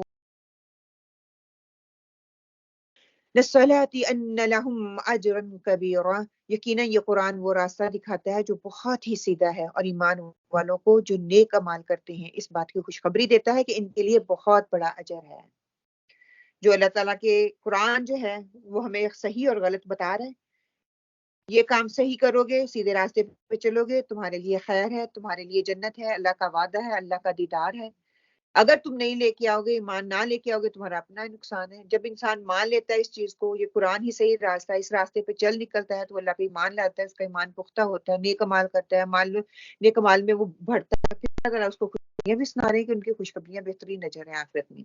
وَأَنَّ الَّذِينَ لَا يُؤْمِنُونَ بِالْآخِرَةِ أَعْتَدْنَا لَهُمْ عَذَابًا عَلِيمًا، اور یہ کہ جو لوگ آخرت پر یقین نہیں رکھتے ان کے لیے ہم نے دردناک عذاب تیار کر رکھا ہے۔ وَيَدْعُ الْإِنسَانُ بِالشَّرِّ دُعَاءَهُ بِالْخَيْرِ وَكَانَ الْإِنسَانُ عَجُولًا، کہ اور انسان برائی کی دعائیں مانگتے تھکتا نہیں ہے، جب مانگنے لگتا ہے بالکل اس کی اپنی بلائی کی دعا کی طرح انسان ہے ہی بڑا جلد باز، کہ وہ جب دعا مانگتا ہے اپنی بھلائی کے لیے، اس کو بظاہر جو وہ بھلائی نظر آ رہی ہے لیکن اپنے اس میں اس کی خیر نہیں ہے۔ کیوں؟ کیونکہ انسان جو ہے وہ اپنا فیوچر، اپنا کل نہیں دیکھ سکتا۔ ہمیں نہیں پتا ہمارے لیے کیا چیز اچھی ہے، ابھی تو مجھے لگ رہا ہے کہ فلاں چیز میرے لیے اچھی ہے اور میں اس کے لیے حریص ہوں، اس کے لیے میں دعائیں بھی کرتی ہوں، لیکن رب جس نے بنایا ہے ہمیں، اس کو پتا ہے کہ یہ انسان کے لیے بہتر ہے، کب ہے، کس وقت ہے، اس کا وقت مقرر کر دیا۔ اور اللہ تعالیٰ کہتے ہیں نا کہ میں نے تجھے تخلیق کیا اور مجھے پتا ہے تمہارے لیے کیا بہتر ہے، میں ظلم نہیں کرتا۔ لیکن انسان عجلت سے بنا ہے، بہت جلد باز ہے۔ اس آیت سے لے کے نا 11-15 آیت تک انشاءاللہ تعالیٰ اس میں ہمارے محاسبے کے جو نکات ہیں ان کو نوٹ کرتے جائیں ساتھ ساتھ، کہ قرآن بطور راہ ہدایت ہے، یہ ہدایت کے لیے اللہ تعالیٰ نے اتارا ہے، یہ بے مقصد نہیں اتارا گیا، صرف ثواب کی خاطر نہیں اتارا گیا ہے، اس لیے اتارا گیا کہ انسان اس کو پڑھے اور اپنے عملوں کو چینج کرے، ہدایت کے راستے پہ اترے، کیونکہ یہی راستہ انسان کو مطلوب ہے، یہی خیر کی طرف لے کے جانے والا ہے، اس کے لیے اپنی تڑپ دکھائے۔ پھر ایمان کے لیے بشارت ہے، جو ایمان لے آئے گا اس کے لیے خوشخبریاں سنانے والی ہے یہ کتاب۔ کیا کہتے ہیں؟ جنت ہوں گی، باغات ہوں گے، دیدار ہوں گے، مہمان نوازی کی جائے گی، فرشتے ان کے لیے دعائیں کرتے ہیں، بے انتہا جو ہے اس کے لیے خوشخبریاں ہیں۔ پھر ترغیب کے بعد ترغیب دی جا رہی ہے، ڈرایا جا رہا ہے، پہلے ترغیب دی جا رہی تھی کہ ایسا کرو ایسا کرو ایسا کرو، اب ڈرایا جا رہا ہے کہ نہیں کرو گے تو اس کا انجام بہت برا ہوگا۔ جب جذبات میں آتے ہیں نا، دیکھیں اگر ہم اس کو دیکھیں، انسان عجلت کب کرتا ہے، جلدی کب کرتا ہے؟ جلدی جلدی کر لو. کب یہ انسان کب ایسے کام جلدی والے کام کب کرتا ہے؟ کہیں جانا کہ یہ انسان کے جذبات ہیں. ہم اس کو ڈفرینٹ کیٹیگریز میں جو ہے ڈیوائڈ کر سکتے ہیں, ڈفرینٹ کیٹیگریز میں کر کے اس پہ بات کر سکتے ہیں. جیسے جب جذبات آتے ہیں تو منہ سے غلط باتوں کا ہم نکالتے ہیں, غلط باتوں کو. میرے بچے کو لگا دیں, جیسے میری عمر آپ کو لگ جائے, میرے میاں کو آپ کی عمر لگ جائے, ہمیشہ خوش رہیں. یہ تو اچھی دعا ہے, لیکن یہ کہ بچے تنگ کریں گے تو ہم فوراً سے جذبات میں کہہ دیتے ہیں کل کا مرتا تو آج ہی مر جائے, تو آیا ہی کیوں تھا دنیا میں, ہے نا. یا پھر کسی کے ساتھ دشمنی ہے تو ہم کہتے ہیں کہ شکر ہے بیمار ہوا, اللہ استغفر اللہ, کہ اللہ تعالیٰ جان چھوٹے گی مر جائے گا. تو نہیں, ہم یہ کہتے ہیں نا بغیر سوچے سمجھے کہتے ہیں, ہم اپنی طرف سے بددعا دیتے ہیں. لیکن یہ جذبات ہوتے ہیں جو کہ ہماری اندر جو چیز چل رہی ہوتی ہے نا, اس کو باہر الفاظ کے تھرو ہماری وہ عکاسی ہوتی ہے. پھر خواہشات کا غلبہ جب انسان کے اوپر ہوتا ہے تو تب انسان اس طرح کی دعائیں کرتا ہے کہ اولاد کا نہ ہونا, فار ایگزامپل, اگر اس کے لیے اولاد نہیں ہو رہی یا نہیں ہے تو اس میں بھی اس کے لیے بہتری ہے. بظاہر ہمیں کیا نظر آتا ہے کہ اس میں بہتری, وہ چارہ ہم کہتے ہیں اس کو نا, بیچارے کے اولاد نہیں ہے. اچھا, جس کے پاس اولاد ہے, اگر بیٹیاں ہیں تو بیٹے کی طلب کرے گا, جس کے پاس بیٹے ہیں وہ بیٹی کی طلب کرے گا, جس کے پاس کچھ بھی نہیں ہے تو پھر ہم کیا کہتے ہیں, اللہ چلے بیٹا نہیں بھی دینا تو بیٹی دے دے. تو یہ بھی غلط بات ہے. جو تجھے بیٹی دے سکتا ہے وہ بیٹا بھی دے سکتا ہے. اس کے پیچھے کوئی ریزن ہے, اس میں ہماری ہی خیر ہے اس میں. جی, سورۃ کہف میں ہم کیا پڑھتے ہیں, وہ صالح والدین تھا تو بچے کو مار دیا گیا. ذوالقرنین کیا کرتے ہیں, مار دیتے ہیں نا. کیوں؟ جب ریزن موسیٰ علیہ السلام نے بتایا تھا انہوں نے, اس کے والدین نیک تھے اور بچہ اس کو ذلت کا سبب بننے والا تھا, تو اللہ تعالیٰ نے مجھے حکم دیا تھا, میں نے اس کو مار دیا. تو اگر ہم آج اولاد مانگ رہے ہیں تو یہ مانگے اللہ تعالیٰ خیر والی ہو, جو بھی ہو ہمارے لیے بہتر ہو. یہ نہ ہو کہ آج تو ہم بیٹا مانگ لیں یا بیٹی مانگ لیں لیکن وہ آگے جا کے میرے لیے خیر کا باعث نہ ہو. یہ اللہ تعالیٰ کی تقسیم ہے, اس میں ناانصافی نہیں ہے. اللہ تعالیٰ جانتے ہیں کہ فیوچر میں یہ چیز اس کے لیے نقصان دہ ہو سکتی ہے. ہم اجلت مانگتے ہیں جلدی جلدی پورا ہو جائے, جلدی جلدی دعا مانگی میری پوری ہو جائے, لیکن اس کے لیے ٹائم مقرر ہے. جب آپ کے لیے وہ بہتر ہوگی اللہ تعالیٰ دے گا آپ کو. بات کرتے تو ہم کہتے ہیں یہ جو بچے ڈسیبل جو ہے تو یہ ماں باپ کی گناہوں کی وجہ سے. ہاں, یہ بھی غلط اسٹیٹمنٹ ہے نا, ماں باپ کے گناہوں کی وجہ سے نہیں, یہ اللہ تعالیٰ کی طرف سے آزمائش ہے. یہ بھی غلط ہے, ماں باپ کے گناہوں کی وجہ سے ڈسیبل بچے نہیں ہوتے. یہ ہمارے اندر ایک نئی مت پائی جاتی ہے, پتہ نہیں کہاں سے یہ آگے کہ گناہوں کی سزا ہے. حتیٰ کہ اس کے لیے وہ جنت تیار کر رہا ہے بچہ, وہ اس کی لک آفٹر کر رہا ہے تو اس کے لیے وہ جنت تیار ہو رہی ہے. صبر بھی, برداشت بھی اللہ کی. دیکھیے وہ بچہ اتنا اس کے لیے پیارا ہو جاتا ہے, ہو سکتا ہے نارمل بچہ جب اس کا فوت ہو تو اتنی اس کے ساتھ وہ بانڈنگ نہیں ہوتی. وہ بچہ اس ماں پہ رلائی, اس باپ پہ رلائی کر رہا ہوتا ہے, وہ اتنی بانڈنگ لیتا ہے, اتنا پیار لیتا ہے, اور نارمل بچہ شاید نہ اتنا لیتا ہو. ماما تم بھائی کے سر یہ بیبی ہے, ہاں وہ بیبی نہیں, ہاں میں سر میں تم ہاں, کہ وہ اپنا خود اپنی محبت خود کھینچتے ہیں. وہ اللہ کی قربت کا ذریعہ کہ انسان شکر, ہاں وہ نیکی کر رہے ہوتے ہیں کہ وہ اس میں بھی اللہ کا شکر ادا کرتے ہیں.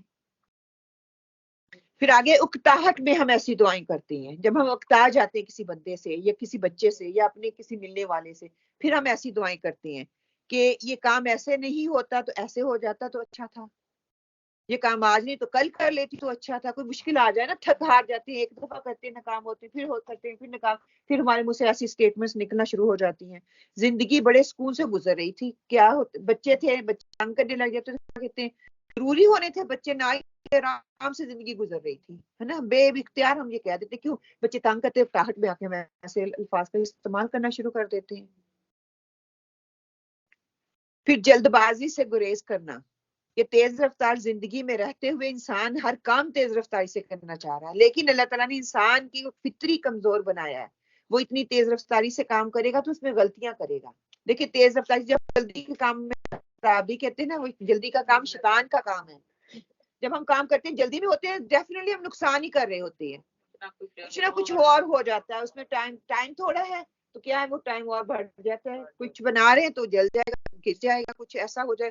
تو سکون اطمینان اپنی زندگیوں میں ٹھہراؤ لے کے آئیں. جلدی جلدی ایکٹیو ہو, وہ چستی ہونا یہ علیحدہ بات ہے, اور جلدی جلدی یہ کرو یہ کرو یہ کرو، جلدی جلدی نماز پڑھ لو، جلدی جلدی یہ کر لو، جلدی جلدی ہماری ایک اسٹیٹمنٹ، ہمارے کام میں کہتے ہیں جلدی جلدی کرو، یہ شیطان کا کام ہے. کوئی بھی کام کرنے سے پہلے اپنے خیالات کو منظم کر لو، پہلے سوچو میں نے کیا کرنا ہے، منہ سے نکالتے ہوئے سوچو میں نے کیا بات کرنی ہے، غصے میں ہے، کتاہٹ میں ہے، پریشانی میں ہے، کسی بھی حالات میں ہے، منہ سے جب الفاظ آپ کے نکلے تو آپ ان کو سوچ کے کرو. غصے کی حالت میں کبھی بھی کوئی کام نہ کرو. آج کل تو یہ جو فون ہے نا، میں کل سارا دن تیار کرتی ہوئی آنٹی کے بارے میں سوچ رہی ہوں، آپ تو بیٹی پریشان ماشاءاللہ سے، آگے 4 بچے بھی ہیں، اور فوراً سے ماں کو فون کر کے پریشان کر دیا، کچھ کو نہ سکون. اچھا اچھا ہاں، کہ مطلب ہم تھوڑی دیر کے لیے بھی دوسرے کے بارے میں احساس نہیں کرتے. میں تو تکلیف سے گزر رہی ہوں، دوسرے کو تھوڑا محفوظ رکھ لیا جائے. ہم بھی فون اٹھاتے ہیں، ماں پاکستان بیٹھی ہوئی ہے، سارا اس کو سنا دے، وہ تو بیچاری کا دن بھی گیا تو پھر رات بھی گئی، وہ نہیں سو سکے گی. آپ تو آرام سے سو جاؤ گے. بچے کو بھی بخار ہو گیا، ٹھیک ہے آپ لے گئے، اس کو دوائی دے دی، ماں سوچتی رہے گی جب تک میں اس کو بتاؤں گی نہیں واپس. پھر ہم بھول جاتے ہیں، اپنی زندگی میں لگ جاتے ہیں، وہ بیچارے پریشان. ایک بندہ پاس ہو نا آپ کے، چلو وہ دیکھ رہا ہے آپ کی مشکل میں، تھوڑا بہت آپ کو ہیلپ کر دے گا. جو اتنا دور بیٹھے وہ آپ کو کیا ہیلپ کرے گا سوائے صرف آپ کے لیے دعا کرنے کے. اور دعا تو وہ ویسے بھی پیرنٹس تو آپ کے لیے دعا کرتے ہی ہیں. کبھی بھی فون، جب بھی کبھی بھی یہاں پہ بھی کسی کے ساتھ بھی آپ کو جب غصہ ہوتا ہے نا، تو کبھی بھی نہ کریں کہ فوراً سے فون اٹھاؤ اور فون کر کے جو ہے بتا دو دوسرے کو. ایک تو ہوتا ہے غصے کو جب کنٹرول کریں گے، وہاں سے ہٹ جائیں، بات جتنی مرضی بھی بڑی ہو، اس کا کوئی حل نہیں بھی مل رہا ہو، تب بھی تھوڑا کام ہو جائے، ہو گیا جو ہونا تھا. اب تیسرے بندے کو نہیں پتا چلنا چاہیے میرے گھر کا مسئلہ میرے گھر تک رہے. لیکن نہیں، میں نے جب تک کسی 2-4 سہیلیوں کو نہیں بتا دیا، سائی کو نہیں بتا دیا، امی کو نہ بتا دیا، 2-4 باتیں ان سے سن نہیں رہی، مجھے سکون ہی نہیں آنا. وہ کام خود ہی ٹھنڈا ہو جاتا ہے. 2 دن 3 دن 2 بیچ میں دیکھنا دل ہی نہیں کرے گا کسی سے بات کریں. وہ کام ختم ہو جائے، غصہ ٹھنڈا ہو جائے. غصے میں ہم غلط کام کرتے ہیں. یہ اتنی طلاقیں کیوں ہوتی ہیں؟ غصے میں ہی ہو رہی ہے نا. غصے کا فوراً اظہار نہ کریں. اپنے الفاظ کو نا، آئی نو اس کنٹرول میں رکھنا بہت مشکل ہے، لیکن اگر ہم کنٹرول کر لیں گے، پتہ ہے کہ یہ شیطان کی طرف سے ہے، تو فوراً سے آگے پیچھے ہو جائیں. ورنہ وہ غصہ بہت خراب کرتا ہے کام. پھر غصے میں آ کر یہ کہنا کہ دنیا میں جتنی مصیبتیں دینی ہے اللہ تعالیٰ مجھے دے دے. کسی کو کوئی بیماری آ جاتی ہے، کسی کو کوئی مشکل آتی ہے، تو کیا کہتے ہیں؟ اللہ تعالیٰ مجھے دنیا میں ہی دے دے جتنی دینی ہے، آخرت میں نہ دینا. ہم کہتے ہیں نا دنیا میں آ جائے جتنی مشکل پریشانی یا بیماریاں، نہیں آخرت میں نہ آئے. تو ہم دنیا میں کیا ہمارا ایمان اتنا مضبوط ہے، ہم دنیا میں سہ سکتے ہیں؟ دنیا میں بھی نہیں سہ سکتے. میں کیا دعا سکھائی گئی؟ ربنا آتنا فی الدنیا حسنۃ وفی الآخرۃ حسنۃ وقنا عذاب النار، کہ دنیا کی بھی حسنات جو مجھے دے اور آخرت کی حسنات بھی مجھے دے. لیکن ہم یہ کیوں کرتے ہیں؟ ہم جب غصہ آ رہا ہوتا ہے کہ ہم کچھ چیز پہ کچھ کر نہیں پا رہے ہوتے، تو ہم فوراً سے ایسی چیز کر لیتے ہیں کہ اللہ تعالیٰ بہت طاقت رکھنے والا ہے، اللہ تعالیٰ کی مصیبتوں کو ہم سہ سکتے ہیں، ہماری استطاعت سے وہ بہت پرے ہیں. ہاں اگر اللہ تعالیٰ مشکل ڈال رہا ہے، پریشانی ہمارے اوپر آ رہی ہے، تو اللہ ہی کی طرف ہم نے لوٹنا ہے. اپنے الفاظ سے اس طرح کے شرکیہ کلمات نہ نکالیں، ایسے الفاظ نہ نکالیں جو کہ دنیا میں بھی پکڑ کا باعث ہو جائے اور آخرت میں بھی پکڑ کا باعث ہو جائے. انشاءاللہ تعالیٰ ہم یہاں پہ بریک کر لیتے ہیں. آپ لوگ دعائیں پڑھ لیں انشاءاللہ اور نفل ادا کر لیں، تو پھر انشاءاللہ ہم آگے شروع کریں. أعوذ بالله من الشيطان الرجيم. أعوذ بالله من الشيطان الرجيم. بسم الله الرحمن الرحيم. بسم الله الرحمن الرحيم. لا إله إلا الله محمد رسول الله. لا إله إلا الله محمد. نہیں کوئی معبود سوائے اللہ کے، نہیں کوئی معبود سوائے اللہ کے، محمد صلی اللہ علیہ وآلہ وسلم اللہ کے رسول ہیں. محمد صلی اللہ علیہ وسلم اللہ کے رسول ہیں. سبحان الله وبحمده. سبحان اللہ وبحمدہ. سبحان الله العظيم. سبحان اللہ العظیم. اللہ تعالیٰ اپنی تمام خوبیوں سمیت پاک ہے، اللہ تعالیٰ اپنی تمام خوبیوں میں پاک ہے، اور پاک ہے اللہ تعالیٰ عظمت والا. اور پاک ہے اللہ تعالیٰ عظمت والا. الله أكبر كبيرا اللہ اکبر کبیرا والحمد لله كثيرا وسبحان الله بكرة وأصيلا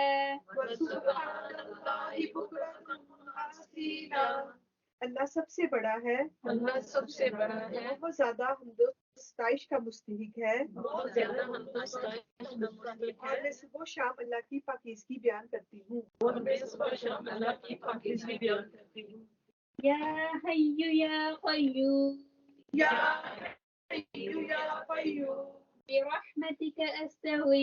برحمتک استغیث اے زندہ، اے تھامنے والے، میں آپ کی رحمت کی امیدوار ہوں۔ سبحان اللہ وبحمدہ سبحان اللہ وبحمدہ عدد خلقہ عدد خلقہ ورضا نفسہ وزنة عرشه وزنة عرشه ومداد كلماته کلماتی۔ اللہ کی پاکی بیان کرتی ہوں، اس کی تعریف کے ساتھ، اس کی مخلوق کی گنتی کے برابر، اور اس کی ذات کی خوشنودی کے موافق، اور عرش کے وزن، اس کے کلمات کی سیاہی کے برابر۔ ربنا آتنا من لدنك رحمة ربنا آتنا من لدنك رحمة وهيئ لنا من أمرنا رشدا وهيئ لنا من أمرنا رشدا۔ اے ہمارے رب، ہم کو اپنی رحمت خاص سے نواز، اور ہمارا معاملہ درست کر دے۔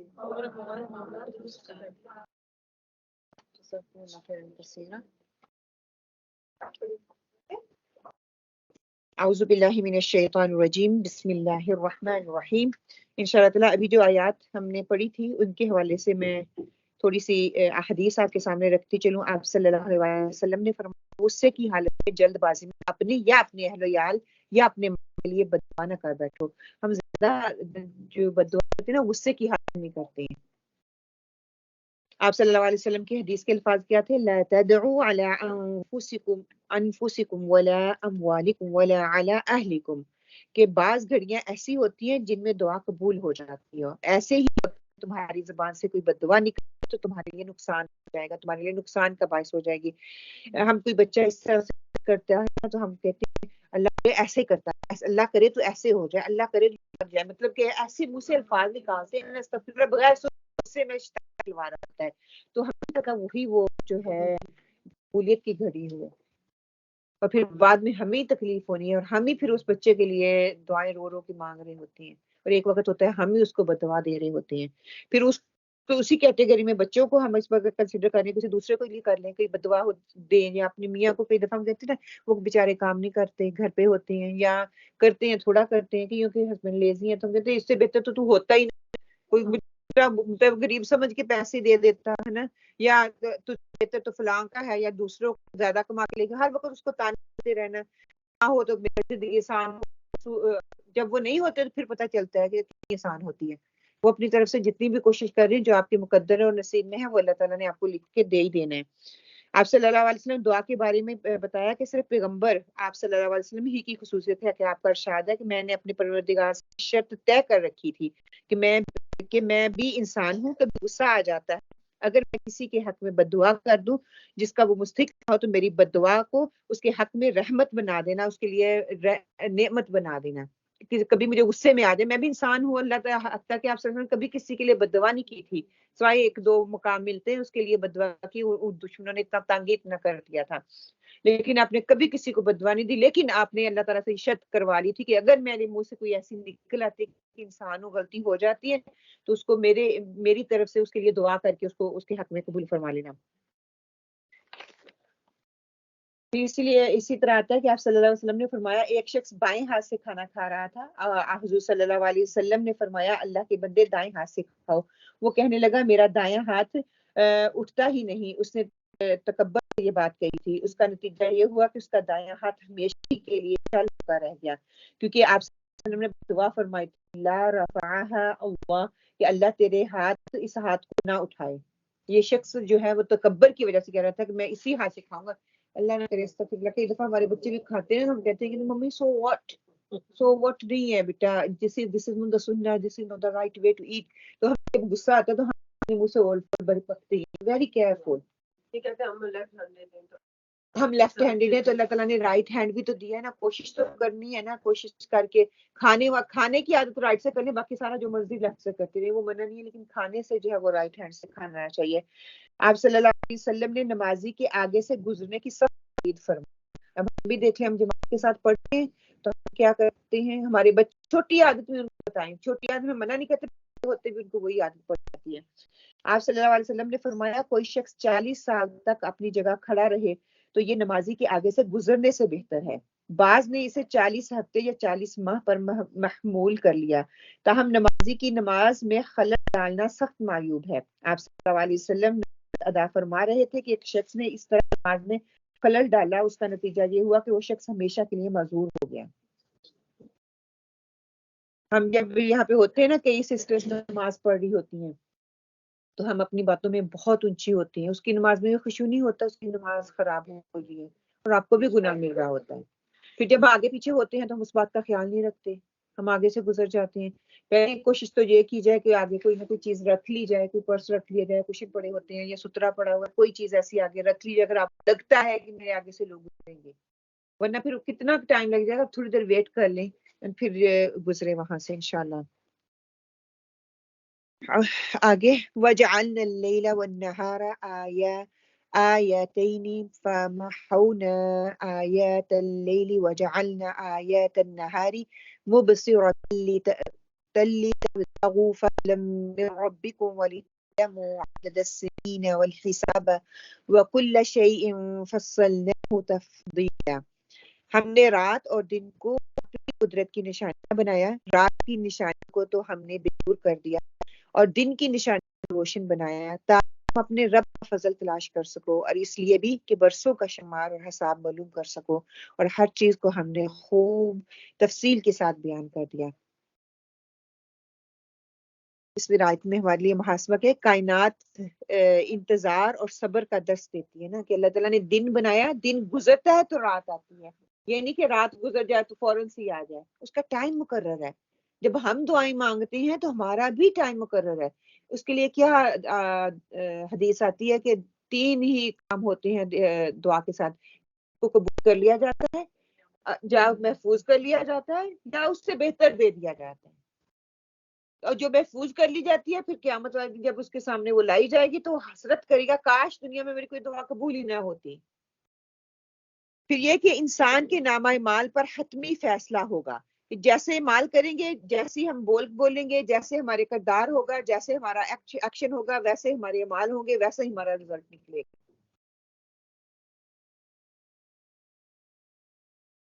ہم نے کیا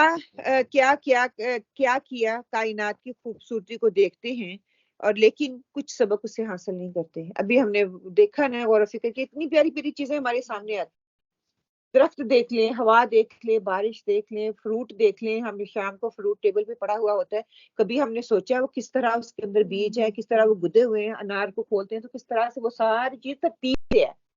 کائنات ہمیں ترتیب سکھاتی ہے, ایک تنظیم ہونا, منظم ہونا سکھاتی ہے. ہر کام طریقے اور سلیقے سے کیا جائے. ہم ہر چیز کو بس ادھر سے لو, ادھر سے لو, ادھر گھر کے کام بھی ادھر سے شروع, ادھر ختم, ادھر سے شروع, ادھر ختم, چیزیں ادھر پڑی ہوئی, بکھری پڑی ہیں, گند پڑا ہوا ہے, نہ مجھے طریقہ ہے نہ بچوں کو طریقہ ہے. زندگی بس گزر رہی ہے. اگر یہ سارا نظام, آسمان اپنی جگہ پہ نہ ہوتا, زمین اپنی جگہ پہ نہ ہوتی, بکھری ہوتی, یہ موسم اپنی جگہ پہ نہ ہوتے, تو کیا دنیا میں کیا ہلچل مچی ہوئی ہوتی. اللہ تعالیٰ نے یہ سارا انتظام جو ہے ہمیں اس چیز کی نشاندہی کر رہا ہے کہ ہر چیز جو ہے اچھے اور منظم طریقے سے کرو. پھر رزق حلال کی تلاش بھی عبادت ہے, کہ رزق کے لیے نکلو. جو انسان حق حلال کی رزق کے لیے نکلتا ہے تو وہ بھی عبادت ہے. ہم ہر انسان کی برائی بھلائی کو اس کے گلے لگا دیا ہے, اور بروز قیامت ہم اس کے سامنے اس کا نامہ اعمال نکال لیں گے, جسے وہ اپنے اوپر کھلا ہوا پالے گا کہ اللہ تعالیٰ نے ہمارے اعمال ہمارے گلے میں ڈال دیے. ایک اور کہا بھی آتا ہے نا کہ اس کے گلے میں ڈال دیے اور وہ اپنا نام عمل خود پڑھے گا. اور امیجن کریں ہم جو رہے ہیں، جو ڈال رہی ہیں، جو ہمارے رجسٹروں پہ لکھے جا رہے ہیں، جو ہمارے پیپر پہ لکھے جا رہے ہیں، ہم خود پڑھیں گے اور ساری دنیا کے سامنے پڑھیں گے. اب تو ہمارے کوئی ایسا کام کرتے ہیں نا تو کہتے ہیں کوئی دیکھ ہی نہیں رہا، اللہ دیکھ رہا، اللہ معاف فرما دے گا. ٹھیک ہے، کوئی بچوں سے غلطی ہوتی ہے تو کہتے ہیں باہر جا کے کسی کو بتانا نہیں ہے. لڑائی بھی ہوتی ہے نا آپس میں، باہر نہیں بات کرنی، گھر کی بات ہے، ٹھیک ہے گھر کی بات ہے، لیکن وہ لکھا جائے جو اس بات میں لڑائی میں بھی ہم باتیں کی ہیں نا وہ لکھی جائیں گی. اور تم خود، ہم خود، میں اور آپ خود پڑھ کے سنائیں گے سب کو. اللہ تعالیٰ کہے گا اب لکھ، یہ پڑھا ہوا خود ہی تیرے گلے میں پڑھا ہوا ہے تیرا رجسٹر، اس کو پڑھ کے سنا دوسروں کو.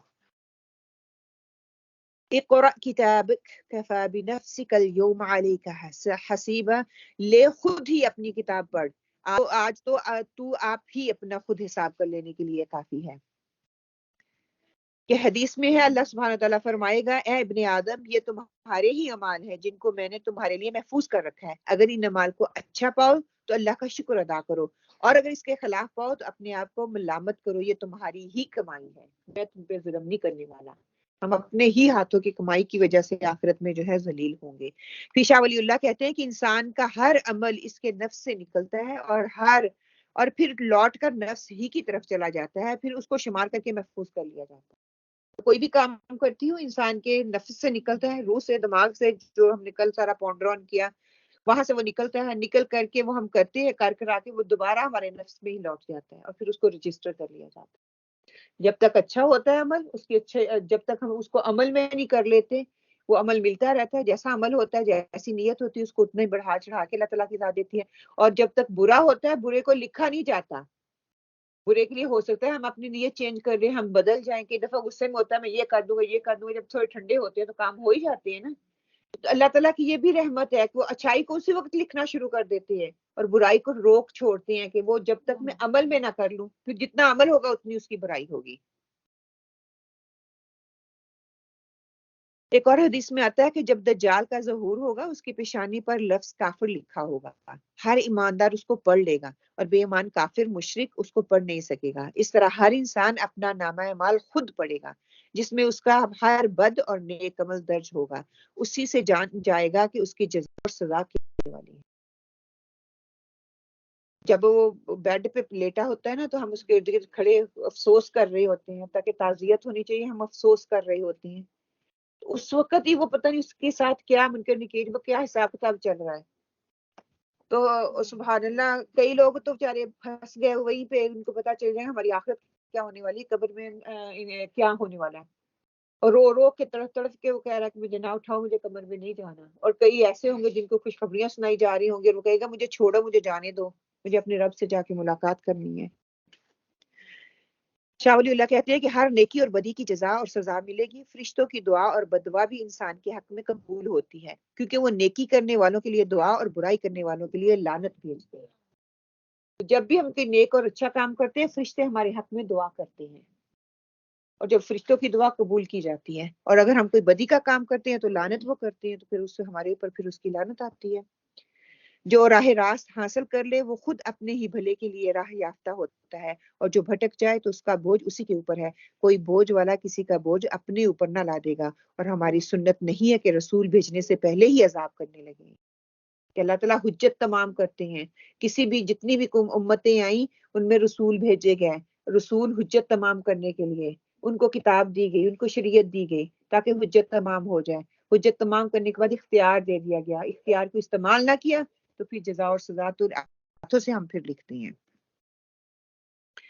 اور جب ہم کسی بستی کی ہلاکت کا ارادہ کر لیتے ہیں تو وہاں سے خوشحال لوگوں کو کچھ حکم دیتے ہیں اور وہ اس بستی میں کھلی نافرمانی کرنے لگتے ہیں تو ان پر عذاب کی بات ثابت ہو جاتی ہے، پھر ہم اسے تباہ و برباد کر دیتے ہیں. ہم نے نوح کے بعد بھی بہت سی قومیں ہلاک کی، اور تیرا رب اپنے بندوں کے گناہوں سے کافی خبردار اور خوب دیکھنے والا اور بھالنے والا ہے. جس کا ارادہ صرف اس جلدی والی دنیا یعنی کہ فوری دنیا کا فائدہ ہی نہیں، اسے ہم یہاں جس قدر جس کے لیے چاہیں سردست دیتے ہیں، بالآخر اس کے لیے ہم جہنم مقرر کر دیتے ہیں جہاں وہ برے حالوں میں دھتکار دیا جاتا ہے، اس میں داخل کر دیا جاتا ہے کہ ہم تو دنیا چاہ رہے ہیں، فوری دنیا اس کا فائدہ چاہ رہے ہیں. اللہ تعالیٰ کہتے ہیں اس کے لیے میں نے آخرت میں بھی اس کو جہنم میں دھکیل دیا. وہ دنیا کے فائدوں کے پیچھے لگ کے اپنی آخرت کو تباہ کر رہا ہے. اور جس کا ارادہ آخرت کا ہوگا اور جیسی کوشش اس کے لیے ہونی چاہیے وہ کرتا ہوگا تو وہاں پر تو وہ با ایمان بھی ہوگا. بس یہی لوگ ہیں جن کی کوششیں اللہ کے ہاں پوری قدردانی کی جائے گی. اللہ اس کی قدر کرے گا ان کوششوں کا، جو دنیا میں رہتے ہوئے اپنی ہر کوشش، ہر صحیح اس کی آخرت کے لیے. اللہ تعالیٰ کو یہ پسند آ گئی، اللہ تعالیٰ آخرت میں اس کا کتنا اجر دے گا، آخرت کا کیا مقام ہے، آخرت میں کتنی نیکیاں مجھے ملیں گی. میں بچوں کی تربیت یا پرورش کر رہی ہوں، تربیت کر رہی ہوں، تو آخرت کے لیے اس کے ذریعے کیا مال میرے تک پہنچنے والے ہیں. میں اگر دنیا میں کوئی نیکی کر رہی ہوں، کیا اس اللہ تعالیٰ مجھ سے بڑھ چڑھ کے اس کا تصور کریں تو پھر ان نیکیوں کو کریں. کہتے ہیں کہ میں اس کی پوری قدردانی کروں گا، میں اس پہ ظلم نہیں کرنے والا، اس کی ناقدری نہیں کروں گا. کوئی محنت کرتا ہے اچھے کام کے لیے تو کہتے ہیں پتہ نہیں قبول ہوا ہے کہ نہیں. اگر وہ اچھا ہے، اس کی توفیق ہے تو اس کا مطلب قبول ہے. اس کے بعد اس کی حفاظت. دیکھیے نیکی کا کام کرنا مشکل نہیں ہے. ابھی آپ سے اپیل کروں، آپ نے رکھ دیا 2 پینی پاؤنڈ ڈال دیا، لیکن اس کو بعد اس کو چھپا کے رکھنا، اس پہ قائم رہنا مشکل ہے. تو وہ بات کی جا رہی ہے کہ جو پھر جیسے بعد میں عمل کرے گا وہ کرنا مشکل ہے. اسی وقت فوراً بندہ نرم ہوتا ہے، اس کو مان لیتا ہے، کر لیتا ہے، بعد میں اس پہ استقامت دکھانا اور اس کو پکڑے رکھنا اسی طریقے سے اس کی بات کی جا رہی ہے کہ پھر اس پہ میں جزا اور سزا دی جائے گی. ایک کو ہم پہنچائی جاتی ہیں، انہیں بھی اور انہیں بھی تیرے پروردگار کے انعامات میں، تیرے پروردگار کی بخشش کی راہ میں جو ہے وہ رکی نہیں ہے. کوئی گناہ کرنے والا ہے اس پہ بھی اللہ تعالیٰ اپنی رحمت کر رہا ہے، کوئی نافرمانی کرنے والا ہے اس پہ بھی کر رہا ہے، اور جو اللہ کو ماننے والا ہے اللہ تعالیٰ اس پہ بھی اپنی رحمت کر رہا ہے. لیکن تینوں کے عمل میں فرق ہے، تینوں کی نیکیوں میں فرق ہے، تینوں کی طلب میں فرق ہے. لیکن رب کسی سے منہ نہیں موڑتا کہ ہم فوراً سے ریئیکشنری ہو جاتے، لیکن اللہ سبحانہ تعالیٰ نہیں، اس کو موقع دیا جا رہا ہے. دیکھ لیں کہ ان میں ایک کو ایک پر ہم نے کس طرح فضیلت دے رکھی ہے، اور آخرت تو درجوں میں ہے اور بھی بڑھ کر، اور فضیلت کے اعتبار سے بہت بڑی ہے. اللہ کے ساتھ کسی اور کو معبود نہ ٹھہرا کہ اگر تو برے حالوں میں بے کس ہو کر بیٹھ رہے گا، اور تیرا پروردگار صاف صاف حکم دے چکا ہے کہ تم اس کے سوا کسی اور کی عبادت نہ کرنا، اور ماں باپ کے ساتھ احسان کرنا. اگر تیری موجودگی میں ان میں سے ایک یا دونوں بڑھاپے کو پہنچ جائیں تو ان کے آگے اف تک نہ کرنا، انہیں ڈپٹ کرنا، بلکہ ان کے ساتھ ادب اور احترام سے بات چیت کرنا. کہ اللہ تعالیٰ کہتے ہیں سب سے پہلے اللہ کو ایک مانو، اللہ کی ایک ماننے کے بعد عبادت کرو، اس کے بعد والدین کا درجہ بتا دیا کہ ان کا احترام کرو، ان کی عزت کرو، ان کی اف تک نہ بولو، اور جب بڑھاپے میں پہنچ جائے تو اف تک نہ کہو. اے عاجزی اور عاجزی اور محبت کے ساتھ ان کے سامنے تواضع کا بازو پست رکھو کہ اپنے بازوؤں کو اوپر نہ کرو. کچھ تو اس کو کہتے ہیں کہ اتنے جھک جاؤ ان کے آگے اپنا سر نہ اٹھاؤ. آج کے بچوں کو ہم دیکھ لیں کیا کرتے ہیں، آگے سے کیسے بولتے ہیں، ان کو پرواہ نہیں ہے. تو یہ کتنا بڑا حکم دیا جا رہا ہے. اور دعا کرتے رہنا کہ اے میرے پروردگار ان پر ویسا ہی رحم کر جیسا کہ انہوں نے بچپن میں میری پرورش کی. وَقُلْ رَبِّ ارْحَمْهُمَا كَمَا رَبَّيَانِي صَغِيرًا. اسکالرز کہتے ہیں بہترین تحفہ ہے جو آپ اپنے والدین کے لیے دے سکتے ہیں. ہر اس دولت سے بہتر ہے، ہر اس سے بہتر ہے، ہر اس جوتی اور پرس سے بہتر ہے جو آپ ان کے لیے ہر کے بعد 3 دفعہ ان کے لیے پڑھ لیں. قُلْ رَبِّ ارْحَمْهُمَا رَبَّيَانِي صَغِيرًا، اور یا کہیں رب ارحمہما کما ربیانی صغیرا، کہ اے پروردگار ان پہ، میرے والدین پہ ویسے ہی رحم کر بچپن میں مجھ پہ شفقت اور رحم ساتھ مجھے انہوں نے پالا بڑا کیا. جو کچھ تمہارے دلوں میں ہے اسے تمہارا رب بخوبی جانتا ہے. اگر تم نیک ہو تو وہ تو رجوع کرنے والوں کو بخش دینے والا ہے. اور رشتہ داروں کا اور مسکینوں پر مسافروں کا حق ادا کرتے رہو. اسراف اور بیجا خرچ نہ کرو، اس سے بچو. اب یہاں پہ بتایا جا رہا ہے کہ بیجا خرچ، اسراف رشتہ داروں پہ خرچ کرو، مسکینوں پہ خرچ کرو، مسافروں پہ خرچ کرو، اور کہ بیجا اسراف نہیں کرو. یہاں پہ اگر ہم دیکھتے ہیں الحمدللہ ہم رشتہ داروں پہ خرچ کرتے ہیں اور اس کے بعد اس کو ضائع کیسے کرتے ہیں. خرچ بڑی آسانی سے ہم کر دیتے ہیں، مانگا ہے عزت ہو جائے نا ہماری، ہمارا ہاتھ اوپر ہے تو ان کو دے دیتے ہیں. پھر کس طرح ہم ضائع کس طرح کرتے ہیں؟ جتلا کے. کیسے جتلاتی ہیں؟ جیسے کوئی بات ہو تو فوراً کہہ دیتے ہر بات پہ فوراً. ہاں ان کو آپ نے کوئی کام کہا تو انہوں نے ان سے نہ ہو سکا یا اس کی وہ طاقت نہیں رکھتے تو کیا ہم کہتے ہیں میں نے فلاں ٹائم پہ آپ نے مدد کی تھی نا، آپ تو میرا کیا ہی نہیں. ان کے بچوں کو کوئی کام کہہ دیتے تو پھر ہم کیا کہتے ہیں ہم نے فلاں ٹائم پہ دیکھا تھا نا تمہیں دیا تھا تو ہم نے دیا تو تھا وہ ضائع کر دیا. اور یہ زبان جو ٹکتی نہیں ہے اور شیطان رکنے نہیں دیتا. لیکن وہ تو ہمارے وہ اس طرح گھوم رہا ہوتا ہے نا جس طرح کہتے ہیں مکھیاں ارد گرد نہیں بناتی ویسے کرتا ہے. کہتا ہے فوراً سے ضائع ہو جائے فوراً سے. دیکھیے آپ میں بچوں کو مثال دیتی ہوتی ہوں سارا دن آپ اتنی مشقت کے ساتھ وہ جو ہوتا ہے نا یہ فالسا اس کو پک کرنا بہت چھوٹے چھوٹے ہوتے ہیں نا بہت مشکل ہے. آپ اس کی ٹوکری وہ بڑا نازک فروٹ بھی ہوتا ہے فوراً سے گل بھی جاتا ہے. آپ سارا دل لگا کے اس کو کرتے ہو اس کو ٹوکری میں ڈالتے ہو اور آپ جس جاتے جاتے ایک دم بھجکا لگتا ہے سارے وہ گندگی میں گر جاتے ہیں تو کیا فائدہ. وہ محنت پہ آپ کو ترس آئے گا نا کہ سارا میرے کتنے گھنٹے لگے میں نے اس میں ڈالا تھا. یہ ہم نیکیوں کے ساتھ کرتے ہیں. نیکیاں جلدی جلدی ایسے ایسے ایسے وہ جو روئی نہیں جیسے وہ کاٹن موٹے موٹے جو کھلے ہوتے ہیں ہم نیکیاں ایسے کرتے ہیں فوراً سے لے لیتے ہیں. مشکل ہوتے ہیں وہ جو ڈوڈے چھوٹے چھوٹے ہوتے ہیں اس کو کھولو نکالو پھر ہمیں پتہ چلتا ہے کہ مشقت کیا چیز ہوتی ہے. یہ نیکیاں ہمارے ہاتھوں سے ایسے نکلتی ہیں. کرنا بہت آسانی سے قائم رہنا بہت مشکل ہے. مسکین اور مسافر کو تو ہم ترس کھا کے شاید دیکھتے ہیں لیکن اپنوں کو ہم اس طرح کرتے پھر اپنے اسراف میں بیجا کیا ہم کرتے ہیں. میرے پاس 10 کپڑوں کے سوٹ پڑے ہوئے ہوں گے لیکن پھر بھی میں نے عید کے لیے نیا ہی لینے جانا ہے. میرے اندر اتنی توفیق نہیں ہوتی میرے پاس جو 10 پڑے ہوئے ہیں اس میں سے 5 پہلے نکال کے کسی غریب کو دے دوں اس کی عید بن جائے اور ایک میں نیا لے آؤں گی پھر مجھ پہ وہ بھاری نہیں ہوگا. لیکن وہ 10 بھی پڑے رہے اوپر سے 11واں بھی لا کے رکھ دوں 10 کی ابھی باری نہیں آئی 11واں میں نے نیا ہی پہننا ہے. عید پہ کہاں پہ لکھا ہوا ہے کہ نیا پہننا ہے. اچھا صاف ستھرا ہو خوشبودار ہو بس ٹھیک ہے.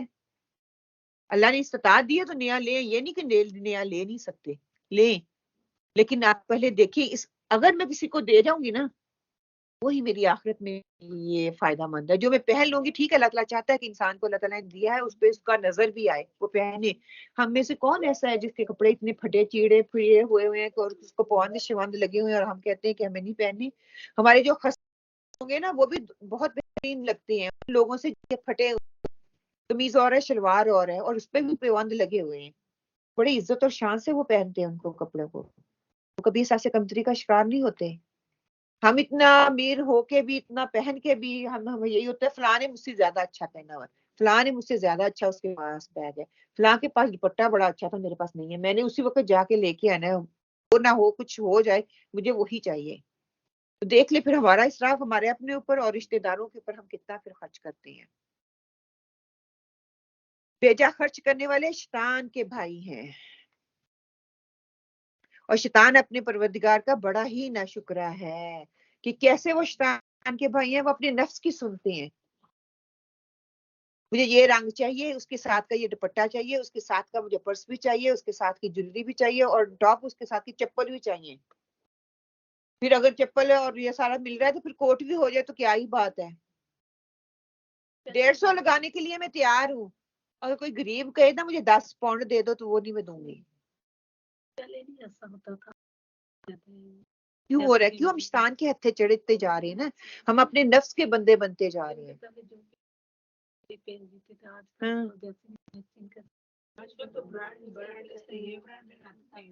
وہ کپڑوں کی اتنی برانڈ وہ بتاتے ہیں فلاں فلینا کیڑی سمینا کیڑی سمینا یہ بس اسی طرح ان کا کام چلتا ہے. بے انتہا ڈیزائنر.